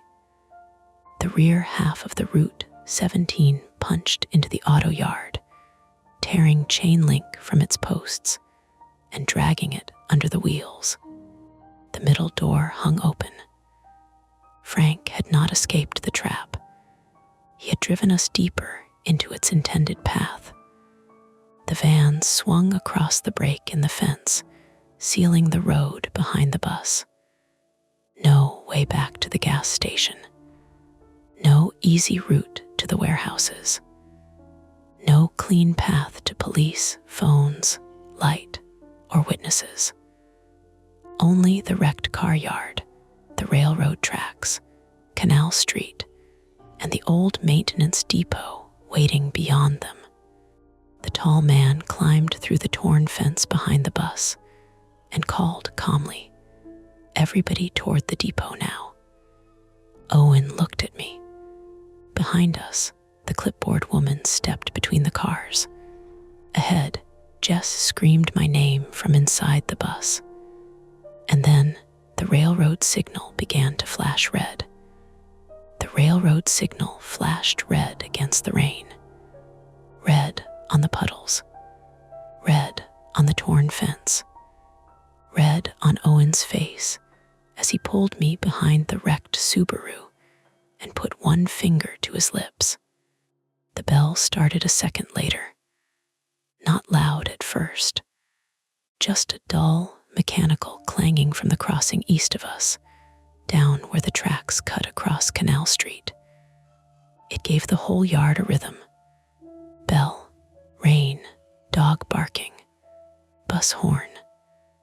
Then Frank stopped leaning on the horn, and the quiet it left behind felt bigger than the noise. "Everybody toward the depot now," the tall man called again.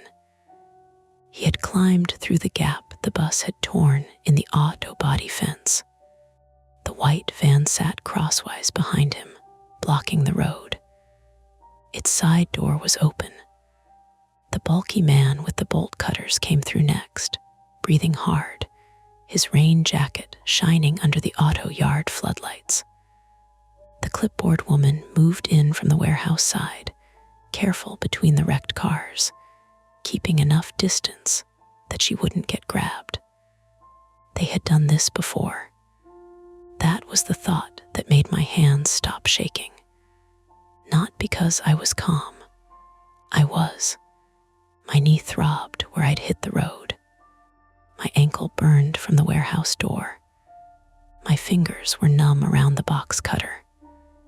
Owen's bad shoulder hung lower than the other, and his breath kept catching in his throat. But there was a shape to it now.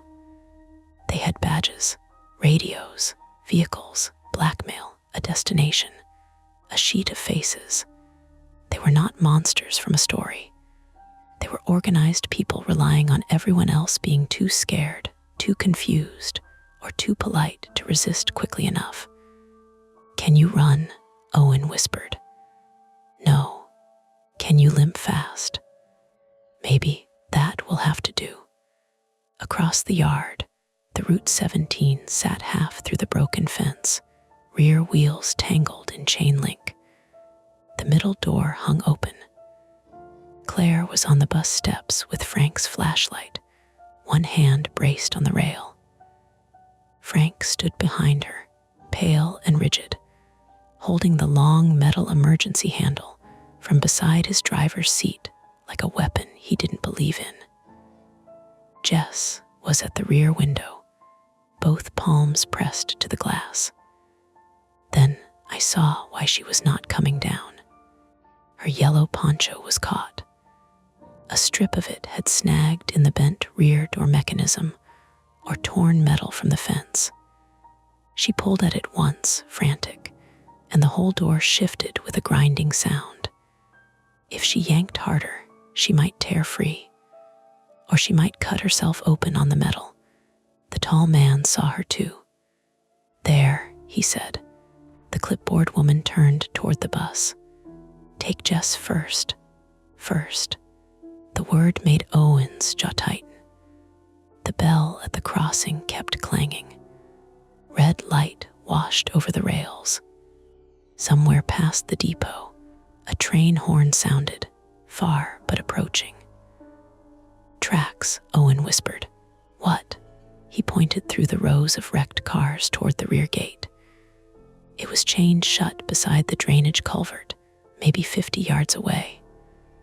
Beyond it, the railroad tracks. Across those, Canal Street and the old transit depot. A low, long building with a collapsed-looking awning and dark garage bays. "They want us across before the train comes," he said. "Or they want the train to cut off anyone following." "Geese aren't following." "No, but the road will be blocked. Noise, confusion." The pursuers began moving. The tall man headed for the bus. The bulky man angled wider toward our row of cars. The clipboard woman stayed between the warehouse and the yard, watching both. Owen looked at the box cutter in my hand. "You said your badge had a key." I blinked. "My file key, give it." I fumbled inside my coat and tore the badge sleeve free. The little metal file cabinet key was taped behind the old transfer. Fingers were clumsy. Owen took it, then looked toward the rear gate. "The chain may be old. That key won't fit." "No, but small keys jam padlocks. That's not opening it." "I am not opening it." He nodded toward the crossing signal, then the rear gate, then the bus. I understood only part of it, but there was no time to demand a clean diagram. We moved low between cars. The yard became a maze of wet metal. A crushed Camry, a pickup with no hood, a minivan with both side doors missing. Tarps slapped our faces. Glass crunched under my shoes. The guard dog kept barking from its kennel near the tire stack, not at us now, but at everything. Its panic covered some of our noise. Behind us, the bulky man called, "I see movement." We dropped behind a pickup. A flashlight beam slid over the cars. Owen pressed his forehead against the wet tire and closed his eyes for 1 second. Pain had gone gray across his face. "Shoulder," I whispered. "Later. There might not be later. Then it will stop hurting." It was the kind of joke Nate would have made badly. The thought of my brother came so sharply, I almost lost my breath. Nate waiting for a reply that wouldn't come. My father pretending he forgot his appointment. My mother's hospital corridor. My hand signing a form because someone had to. No more forms. No more standing where adults pointed. The bulky man's boots splashed closer. I looked left. The guard dog kennel was 10 yards away, behind a stack of tires and a chain link panel. On top of the tire stack sat a blue plastic bucket full of oily rainwater and old wheel weights. A soaked rope leash hung on a nail. A stupid idea formed. Stupid was all we had. Owen, I whispered. The dog. He looked horrified. No, not let it out. Make it louder. It is already loud. Louder over there. I picked up a broken hubcap and threw it as hard as I could toward the tire stack. It hit the bucket. The bucket tipped off the tires and crashed to the ground with a metallic splash. The dog exploded against the kennel fence, barking so hard its whole body lifted. The bulky man swore and swung his flashlight toward the sound. Back here, he shouted. The tall man stopped halfway to the bus. The clipboard woman turned. For 5 seconds, everyone looked at the dog. Owen ran for the rear gate. I ran for the bus. My knee hated me immediately. Pain climbed up my thigh. I stumbled once, caught myself on the wet hood of a wrecked sedan, and kept moving. The red crossing light flashed through the yard, turning every raindrop into a warning. Claire saw me coming. Alina, she shouted. The tall man's head snapped toward me. So much for 5 seconds. I reached the bus at the middle door and grabbed the rail. Claire caught my coat and hauled me up with a strength that came from panic and years of lifting patients out of chairs. What are you doing? She hissed. Jess is stuck. I know. Frank stood frozen near the aisle, looking past us toward the front windshield. Through it, I could see the phone still glowing on the dashboard. The message with Molly, his granddaughter. His whole body was pointed toward surrender. I shoved my phone into his chest. Record, he blinked. What? Camera works. Record them, the faces, the van, everything. They have Molly. Then give her something to use in court when she grows up. That was cruel too. It worked. Frank took the phone. His hand shook, but he raised it toward the windshield.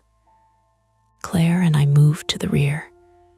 Jess was half crouched by the door, yellow plastic twisted around a jagged metal bracket where the bus had torn through the fence. The poncho had tightened around her throat. Every time she moved, it pulled. I can't, Jess said. I can't breathe. Yes, you can, Claire said, dropping beside her. Little breaths in your nose. I'm stuck. I see that, hun. The box cutter blade was rusty and short. I thumbed it out anyway. Jess's eyes widened. Don't cut me. I'm cutting the poncho. My neck, I know. The bus rocked. The tall man had reached the broken fence and grabbed the side panel. Frank shouted from the front, "Stay back." The tall man answered calmly, "Frank, you're making this worse for everyone." Good, Claire snapped. The train horn sounded again, closer. The crossing bell clanged faster in my head, though I knew it hadn't changed tempo. I slid the box cutter under the plastic near Jess's shoulder and sawed. The blade snagged, slipped, cut my thumb. Blood mixed with rainwater and ran over the yellow plastic. Jess whimpered, "Hold still." "I am, you're shaking." "So are you, Fair." The poncho tore with a wet rip. Jess sucked air as the pressure loosened. The tall man climbed onto the rear bumper. Claire stood and swung the flashlight at the window. Back off. He didn't. His face appeared in the rear glass. Close now. Ordinary. A man with rain in his eyelashes and a small shaving nick under his jaw. That was the obscene part. He looked like somebody's accountant, somebody's dad, a person who knew which brand of coffee he liked. He hit the emergency release from outside. The rear door jerked. Claire swung the flashlight again. The glass cracked but didn't break. The shock of the impact traveled into her wrist, and she cried out. The door opened 3 inches. Jess screamed. Frank ran down the aisle. He hit the rear door with the emergency handle, striking the metal latch once, twice, 3 times. On the 3rd hit, the handle bent. The door jammed half shut, trapping the tall man's fingers between the panels. He shouted then, not calm, not patient, human pain. He yanked back, leaving blood on the rubber seal. Frank stared at the blood like he couldn't believe he had caused it. Claire said, again. Frank hit the latch again. The door slammed shut. For one breath, we had won a few feet of space. Then the bus shifted backward. Metal screamed under the rear wheels. The chain link fence tangled beneath us had caught and was being pulled tighter. The bus tilted slightly toward the yard. Not enough to roll. Enough to remind us we were inside a damaged machine with failing brakes and a driver who had already pushed it too far. Owen shouted from outside. Alina, I looked through the cracked rear glass. At the gate, Owen had looped the chain around the padlock in a strange way and jammed my little file key into the shackle mechanism.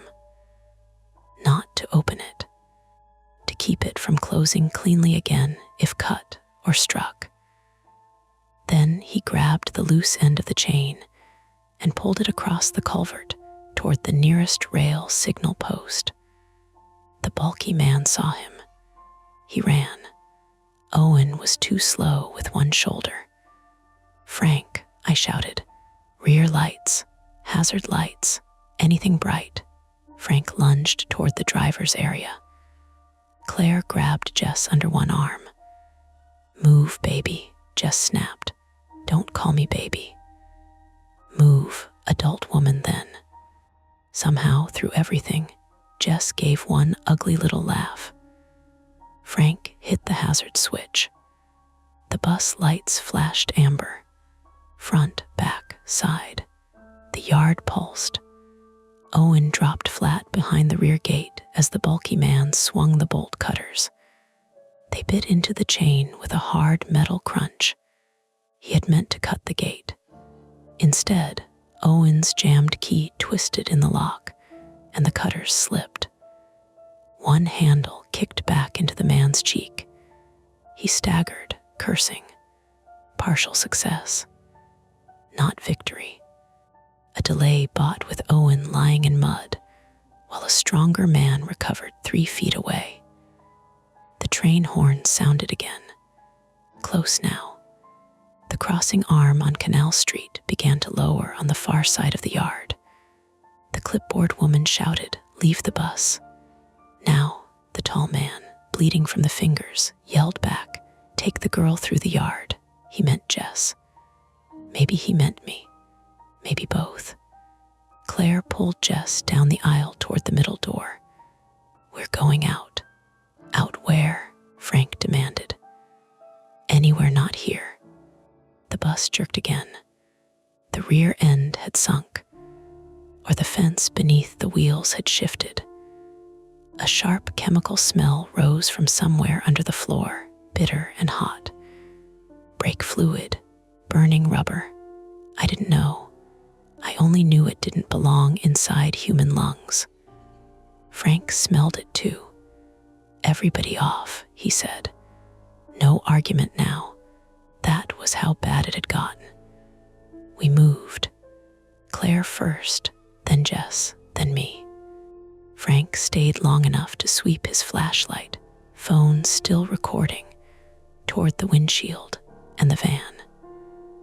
The tall man had backed away from the rear door and was binding his fingers with a handkerchief. The clipboard woman was circling toward the middle door. The bulky man had recovered and was raising the bolt cutters again. Owen shouted, "Train." The crossing bell swallowed the word. We hit the mud outside the middle door. Jess almost collapsed. Claire caught her, but Claire's wrist was hurt from the flashlight strike, and her face went white. "I've got her," I said. I didn't, not really. Jess was lighter than me, but dead weight with fear and injury. Her arm went around my shoulders. The tape on her neck had peeled loose. Beneath it was not a scratch.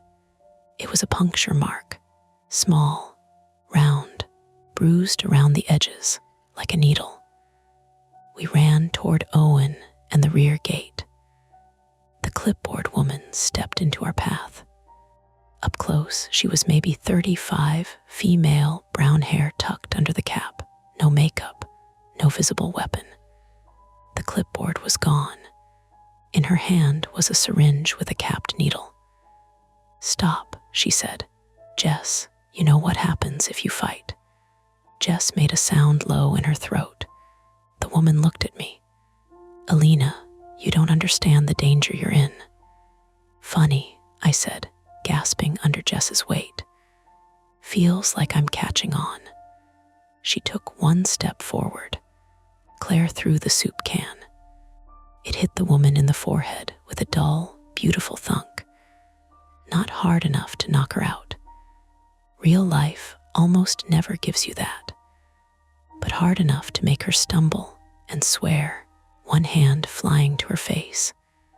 The syringe fell into the mud. Claire looked almost surprised at herself. "I paid $2 for that soup."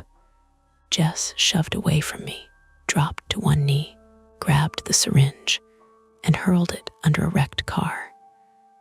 Then the tall man tackled Frank. It happened near the bus's middle door. Frank had come down last, still holding the emergency handle. The tall man hit him from the side.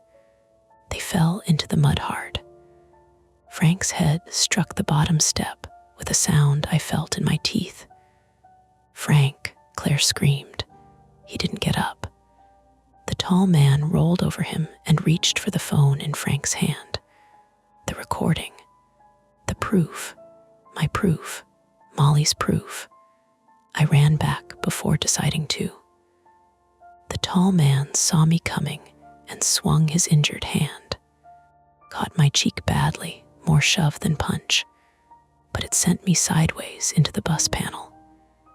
Pain burst behind my eye. I dropped the box cutter.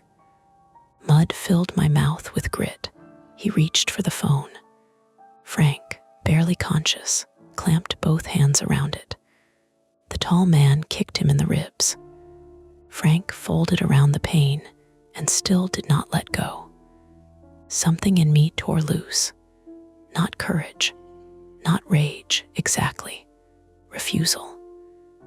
I grabbed the emergency handle from the mud and swung it into the tall man's knee. The blow landed with a meaty crack. He went down with a scream that cut through the rain, the bell, the dog, everything.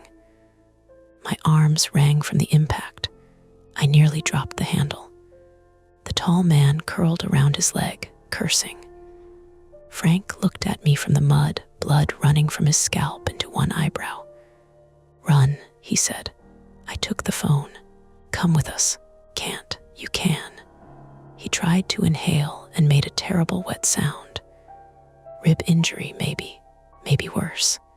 He shoved the phone into my hands. "Molly." I nodded because I couldn't do anything else. Then Owen reached us. He and Claire dragged Frank upright between them. He cried out, and for 1 second I thought we had killed him by moving him. But he got his feet under him. Barely. The rear gate chain snapped. The bulky man had finally cut it. Owen's delay had bought us maybe 40 seconds. 40 seconds was not nothing. The train was almost at the crossing now.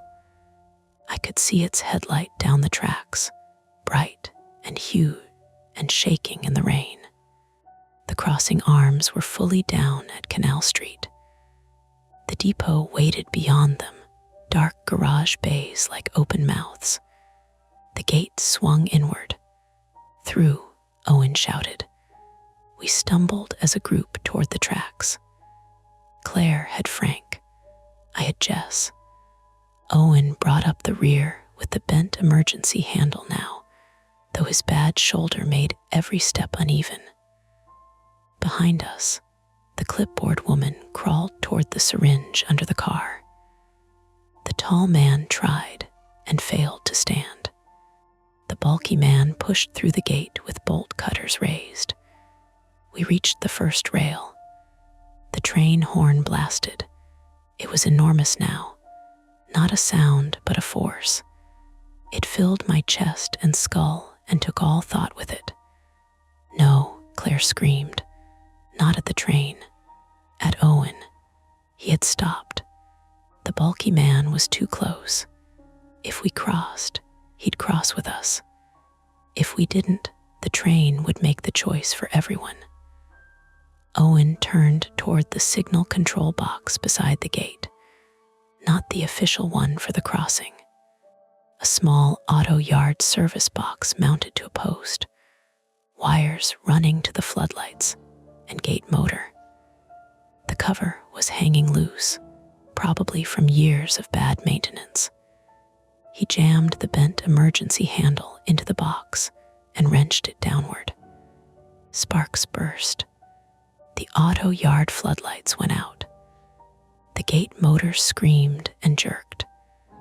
The broken chain caught in the mechanism and snapped tight across the opening just as the bulky man lunged. He hit it at waist height and went down in the mud. Owen stumbled backward, clutching his burned hand. The train hit the crossing. Wind slapped us. Rain flew sideways. Steel thunder swallowed the world. We were on the near side of the tracks, not across. The train became a wall between us and the depot. A wall between us and the van. A wall between us and most of the people chasing us. The point of no return was not crossing to the depot. It was failing too. We had refused the path they had built for us, and now the train sealed it shut. For nearly a minute, nobody could move except to breathe. The freight cars blurred past, dark and endless, graffiti flashing in wet colors. I held Jess against me. Claire held Frank upright with her injured wrist tucked close to her body, her face wet with rain and tears. Owen stood bent over, burned hand pressed to his chest, shoulders shaking. Behind the gate, the bulky man groaned in the mud. The tall man was still near the bus, unable to stand. The clipboard woman had disappeared between the cars. That was not comfort. The train passed. The last car clattered away toward the river. Silence came back in pieces. Rain first, dog barking, Frank breathing badly, then sirens. Not close, not sudden saviors. Far away, maybe from the gas station clerk, maybe from a triggered alarm, maybe from Marty finally making a call through another line, maybe from the bus tracker finally showing something no dispatcher could hide. But close enough to be real. The clipboard woman appeared at the far edge of the yard, near the warehouse door. She looked at us across the wrecked cars. Her cap was gone. Blood ran down her face from Claire's soup can. For 1 second, she looked almost sad. Then she backed into the darkness between trailers and vanished. The white van engine roared. It reversed away from the broken fence, tires spinning, and fled down South Commercial with no headlights. Owen started after it, then stopped after 2 steps because his body simply refused. I lifted Frank's phone. The recording was still running. It had caught faces. The van, the fake badges, the threats, the assault, maybe enough, maybe not. Jess looked at the road where the van had disappeared. "They'll come back," she said. Nobody told her she was wrong. Frank sagged against Claire. "Molly," he whispered. "I used my own phone first. Still no service." Then, near the gate, the little signal bars appeared one by one, two, barely enough. I called 911 with shaking hands, standing in the mud beside the railroad tracks, my face swelling, my thumb bleeding, my knee throbbing, and a girl who wore my almost face clinging to my coat. When the operator answered, I almost couldn't speak. Then Claire took the phone from me. "This is South Commercial Street," she said, voice torn but steady. "Old auto body yard near the tracks. We need police, ambulances, and someone sent to a child named Molly Delaney right now." She looked at Frank. He was crying without making a sound. Claire added, "And tell them to hurry. We're not all okay." The first police cruiser arrived with its siren off. That bothered me later. In the moment, I was grateful for the quiet. The freight train had left my ears raw. The crossing bell had finally stopped. The rain had softened into a steady cold mist, and all of us stood or sat in the torn open auto body yard like people dropped there from different accidents. The cruiser rolled up on South Commercial Street, blue lights turning the broken fence into strips of moving color. Then came another cruiser. Then an ambulance. Then 2 more. Doors opened. Radios crackled. Boots splashed through puddles. Real people with real badges moved toward us with hands out and voices low. "Manchester Police. Everybody stay where you are." Claire laughed once, a harsh little sound that broke in the middle. "Gladly." Frank was on the ground by then, sitting with his back against the dented Subaru, one arm wrapped around his ribs. His face had gone the color of wet paper. Every breath came shallow. He kept asking for Molly in a voice that didn't sound like it belonged to a grown man. "Molly, my granddaughter, 7, pink backpack, please." Paramedic named Lee Morrison, 33, female, knelt in front of him and said, "Sir, we're checking on her. Officers are already heading there." "No," Frank said, "not heading. Call now, call now." Lee didn't argue.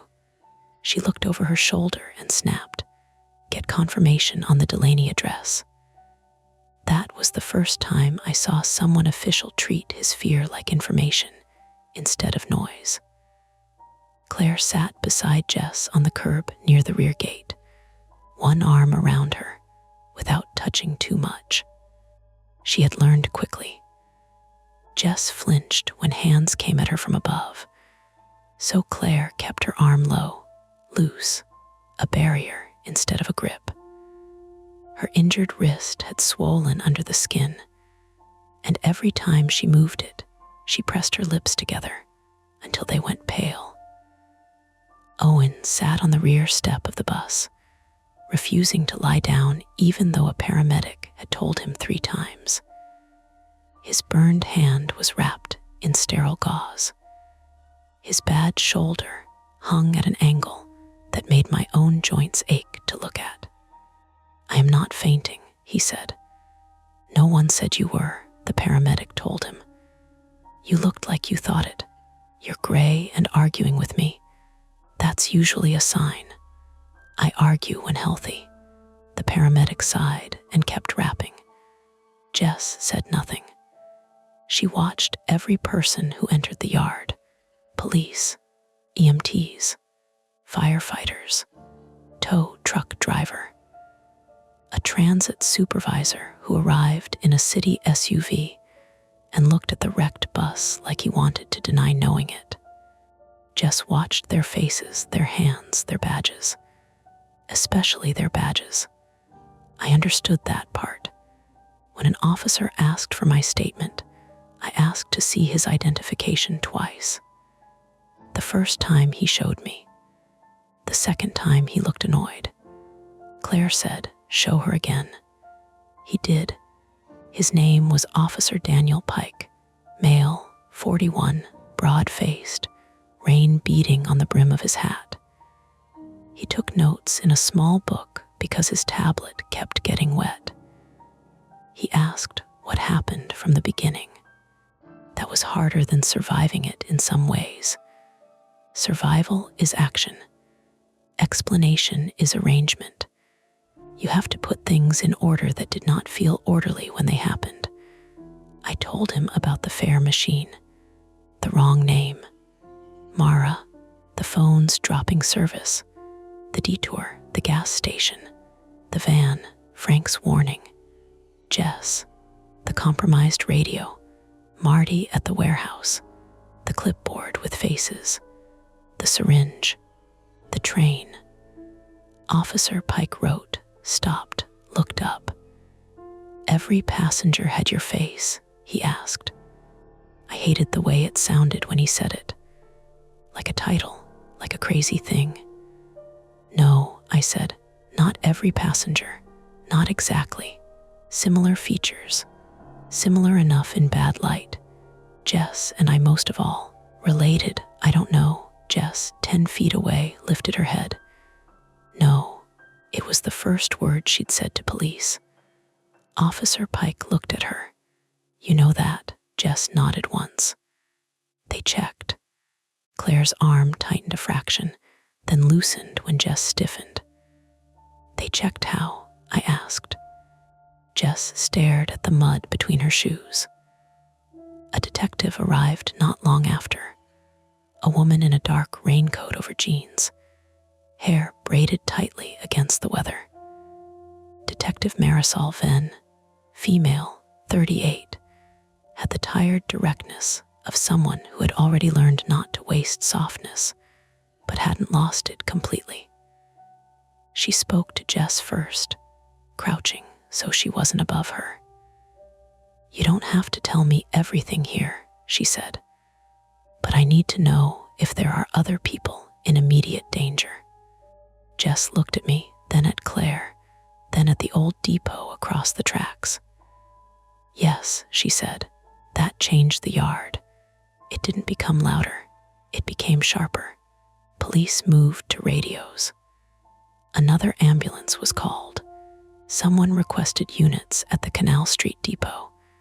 Someone else asked for state police. The word FBI was spoken once, quietly, by a sergeant near the bus, and then not again in my hearing. Frank heard none of it. He was staring at Lee's radio. Then the confirmation came. His wife and granddaughter were alive. No one had entered the house. A backpack had been taken from their porch earlier in the evening, probably while Molly was at school or after. The photo sent to Frank had been staged with an old picture from his wife's social media, altered just enough on a phone screen to look current. The officers at his house found a prepaid phone taped under the mailbox, still warm from use, and muddy prints near the steps. When Frank heard Molly was safe, he did not relax. He folded. His face crumpled without sound, and Lee caught his shoulder before he slid sideways. He had 2 cracked ribs, a mild concussion, and later we learned a hairline fracture in his left wrist from striking the bus door. At the time, he only kept saying, "I almost did it. I almost gave her over." Claire leaned toward him from the curb. "But you didn't," she said. Frank looked at Jess. Jess did not forgive him. Not then. Maybe not ever. But she said, very quietly, "You stopped." For Frank, that was enough to make him cry harder. The depot search took almost an hour to begin because nobody wanted to rush blind into a dark building near the tracks. I watched from the back of the ambulance while a medic cleaned gravel out of my knee and taped my thumb. The old transit maintenance depot sat across Canal Street with its garage doors shut and one security light flickering under the awning. It looked harmless from a distance. Sad, even. A city building that had outlived its usefulness. When the police finally went in, they found what Jess had been trying to say. Not a torture chamber. Not anything theatrical. That almost made it worse. Inside were folding chairs, portable heaters, medical coolers, a card table with wipes and gloves, a laptop with no hard drive, 3 fake contractor badges, disposable phones, a printer, and a backdrop screen, the same dull gray used for employee ID photos. In one office, they found a ring light, makeup wipes, hair dye, temporary dental putty, and a stack of printed hospital visitor passes. There were also 2 rolling garment racks with coats, scarves, scrubs, transit vests, and ordinary work clothes sorted by size. A room for becoming someone else. Jess told Detective Venn the rest in pieces. Her full name was Jessica Vale, female, 19, from Lowell, Massachusetts. She had been picked up 2 nights earlier after answering what she thought was a cash job for a medical survey. $50, no needles, just facial measurements and a questionnaire. She had been unemployed, behind on rent, and trying not to tell her older sister. She went to a rented office suite near Nashua. The woman with the clipboard was there. So was another woman Jess called Mara, though she didn't know if that was a first name, last name, or just what people called her. Mara had my face too, Jess said. Older than me. Maybe 35, hair lighter, same lip scar, or one made to look that way. That was why the fare machine mattered. Frank's bus had been preloaded with something, or someone had accessed the fare system, or Mara had used a cloned transit card earlier. Nobody could say that night. The machine had greeted the wrong identity because the wrong identity was already in the system. Jess had not been chosen because she was me. She had been chosen because she could be made into several people who looked enough alike under poor cameras and tired eyes. Women with similar faces, similar height, similar hair, similar scars when necessary. They used them for access, Detective Venn said later, though she wouldn't give details. Hospitals, transit facilities, offices with badge readers, places where nobody wanted confrontation, places where a person moving confidently with a familiar-looking face became part of the furniture. My St. Anselm's badge had made Jess panic because she had seen badges like it on a table at the depot. Not mine exactly. Templates, samples, workplaces I had never visited, names I didn't know, except they knew mine. That was the part no one could explain cleanly by sunrise.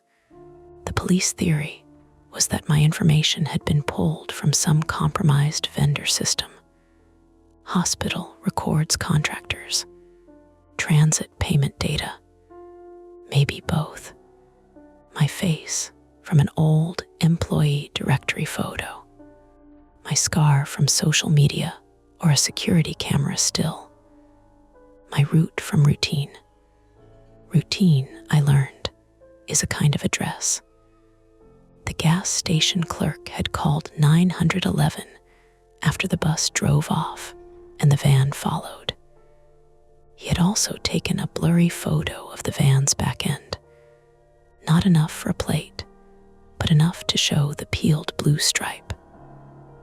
Marty, the warehouse guard, had triggered a silent alarm after we ran inside. He had not called directly because they had convinced him the phone lines were monitored. They were not. He had believed them because fear is efficient. The clipboard woman escaped. So did the van driver, if there was one besides the three we saw. The tall man was arrested at the yard with a broken kneecap and crushed fingers. The bulky man was found tangled near the rear gate with a concussion and a dislocated shoulder from hitting the chain. Both gave names that turned out to be fake by morning. Nobody found Mara at the depot. That was the subtle gap every report walked around.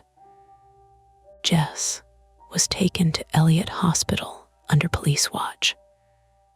She had sedatives in her system, dehydration, bruised ribs, ligature marks on her wrists, and a puncture wound in her neck where someone had injected her before she escaped. She had gotten away from the depot by crawling through a service hatch behind the old wash bay, cutting across drainage channels, and climbing onto Frank's bus at the downtown stop because she recognized the route number from the overheard plan. Frank retired 3 weeks later. Claire's wrist was fractured. She wore a brace and complained constantly about how impossible it was to chop onions. Her daughter, Ava, grounded her from night buses with the authority only teenagers can summon when terrified. Owen needed surgery for a torn ligament in his shoulder. He sent me a photo from physical therapy 2 months later, his arm strapped to some machine with the message, "American buses are too interactive." I laughed for the first time that day. I went back to work after 10 days because paid leave runs out faster than trauma. St. Anselm S. changed my badge. They changed everyone's badges. They added a new security step at the records office and held a staff meeting about identity misuse incidents, which was the cleanest possible phrase for what had happened. The first morning I returned, the fluorescent lights clicked overhead the same way they always had. Printers jammed. Someone microwaved fish in the break room. A doctor called asking for a chart he had already been sent twice. Ordinary life came back not as comfort exactly, but as proof of how little the world adjusts around what nearly happened to you. Nate drove down from Portland and stayed on my couch for 4 nights. He didn't joke about murder once. On the second night, he found me standing by the living room window at 2 a.m, watching the reflection of my own face hover over the dark street. "You okay?" he asked. "No." He nodded, accepting it like a complete answer. Then he said, "Dad rescheduled his appointment." I laughed, then cried, then got angry because crying made my bruised cheek hurt. There were legal consequences, though not the neat, kind people like in stories. Investigations widened. Contractors were suspended.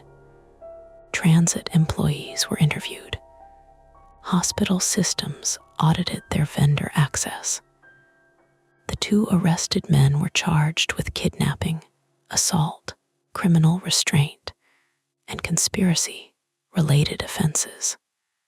Their lawyers argued coercion, mistaken identity, bad evidence, anything with hinges.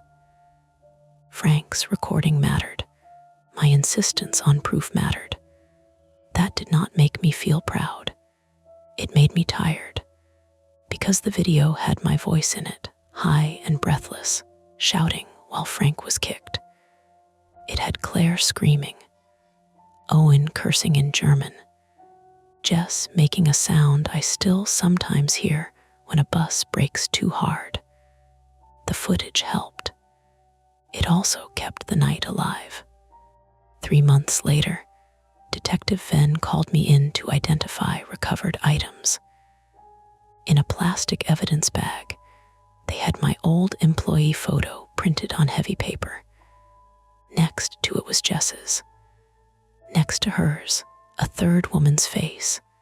Not Mara, someone younger. Someone I had never seen. Under each photo were measurements: brow, jawline, nose bridge, height, gait notes, scars real or addable. Under mine, someone had written, good match in transit lighting. Avoid direct conversation. Anxious. Compliance likely if given responsibility. I read that line 3 times. Detective Venn asked if I needed a minute. I said no because I did need one, and I didn't want to give whoever wrote it the satisfaction, even in absentia. That night, I took an Uber home. I still take buses sometimes. I won't pretend I became fearless. I sit near exits now, but I always did. I check faces, but now I know checking faces is not the same as understanding people. Frank looked guilty until he was brave. Marty looked complicit until he was trapped. Claire looked like a tired woman with groceries until she became the reason Jess stayed on her feet. Owen looked like a stranger with no service until he burned his hand buying us a gate. And Jess, who looked like me, was never me. We kept in touch unevenly. Trauma makes strange acquaintances. Too much distance feels like abandonment. Too much closeness feels like living in the wreckage. She sent me one text in December, just a photo of a yellow rain poncho stuffed into a trash bin. No caption. I replied with a thumbs up, then hated myself, then sent, good. She wrote back, yeah, that was enough. The Route 17 still runs. The bus we were on was scrapped after the investigation. The old depot on Canal was sealed with plywood and city notices, then eventually demolished, though for weeks people left flowers and candles there because the internet had turned the story into something it was. They called us clones, doubles, ghosts, women with the same face. They made it mystical, because mystical is easier than procurement fraud, stolen identity, coerced workers, fake badges, and the simple fact that most secure doors are opened by tired people who don't want trouble. Never found out who Mara was. Officially, she remains an alias tied to fare card activity, badge templates, and one partial fingerprint lifted from a ring light at the depot. Unofficially, Detective Venn once paused too long when I asked whether Mara was one of them or one of us. One of the victims, I asked. She looked at her coffee. Maybe both, she said. That answer has stayed with me more than any scream. Last week, on a rainy Tuesday, I stayed late again. Not as late. I'm not stupid. But late enough that the records office emptied and the hallway lights dimmed into there after hours setting. I packed my bag, checked my phone, checked the weather, checked the bus schedule out of habit, even though Nate had bullied me into saving for rideshares. Outside, a bus sighed at the curb. Not the 17. Different route, different driver. Half full, perfectly normal. I watched the passengers through the rain-streaked glass as they looked down at phones, leaned against windows, rubbed sleep from their eyes. Their reflections overlapped in the dark panes until their faces blurred together. Then one woman near the back turned her head. For half a second, under the flat white bus light, she looked exactly like me. I did not get on. I stood under the hospital awning with my thumb pressed against the small scar at my lip until the bus pulled away, its taillights melting red down the street. My phone buzzed. A message from Jess. Did your badge scan weird today? I stared at the screen. Rain ticked against the metal awning. Cars hissed past on the wet road. After a minute, I typed back, "What do you mean?" The reply showed 3 dots, then nothing. The shadows fade for now, but the stories never end.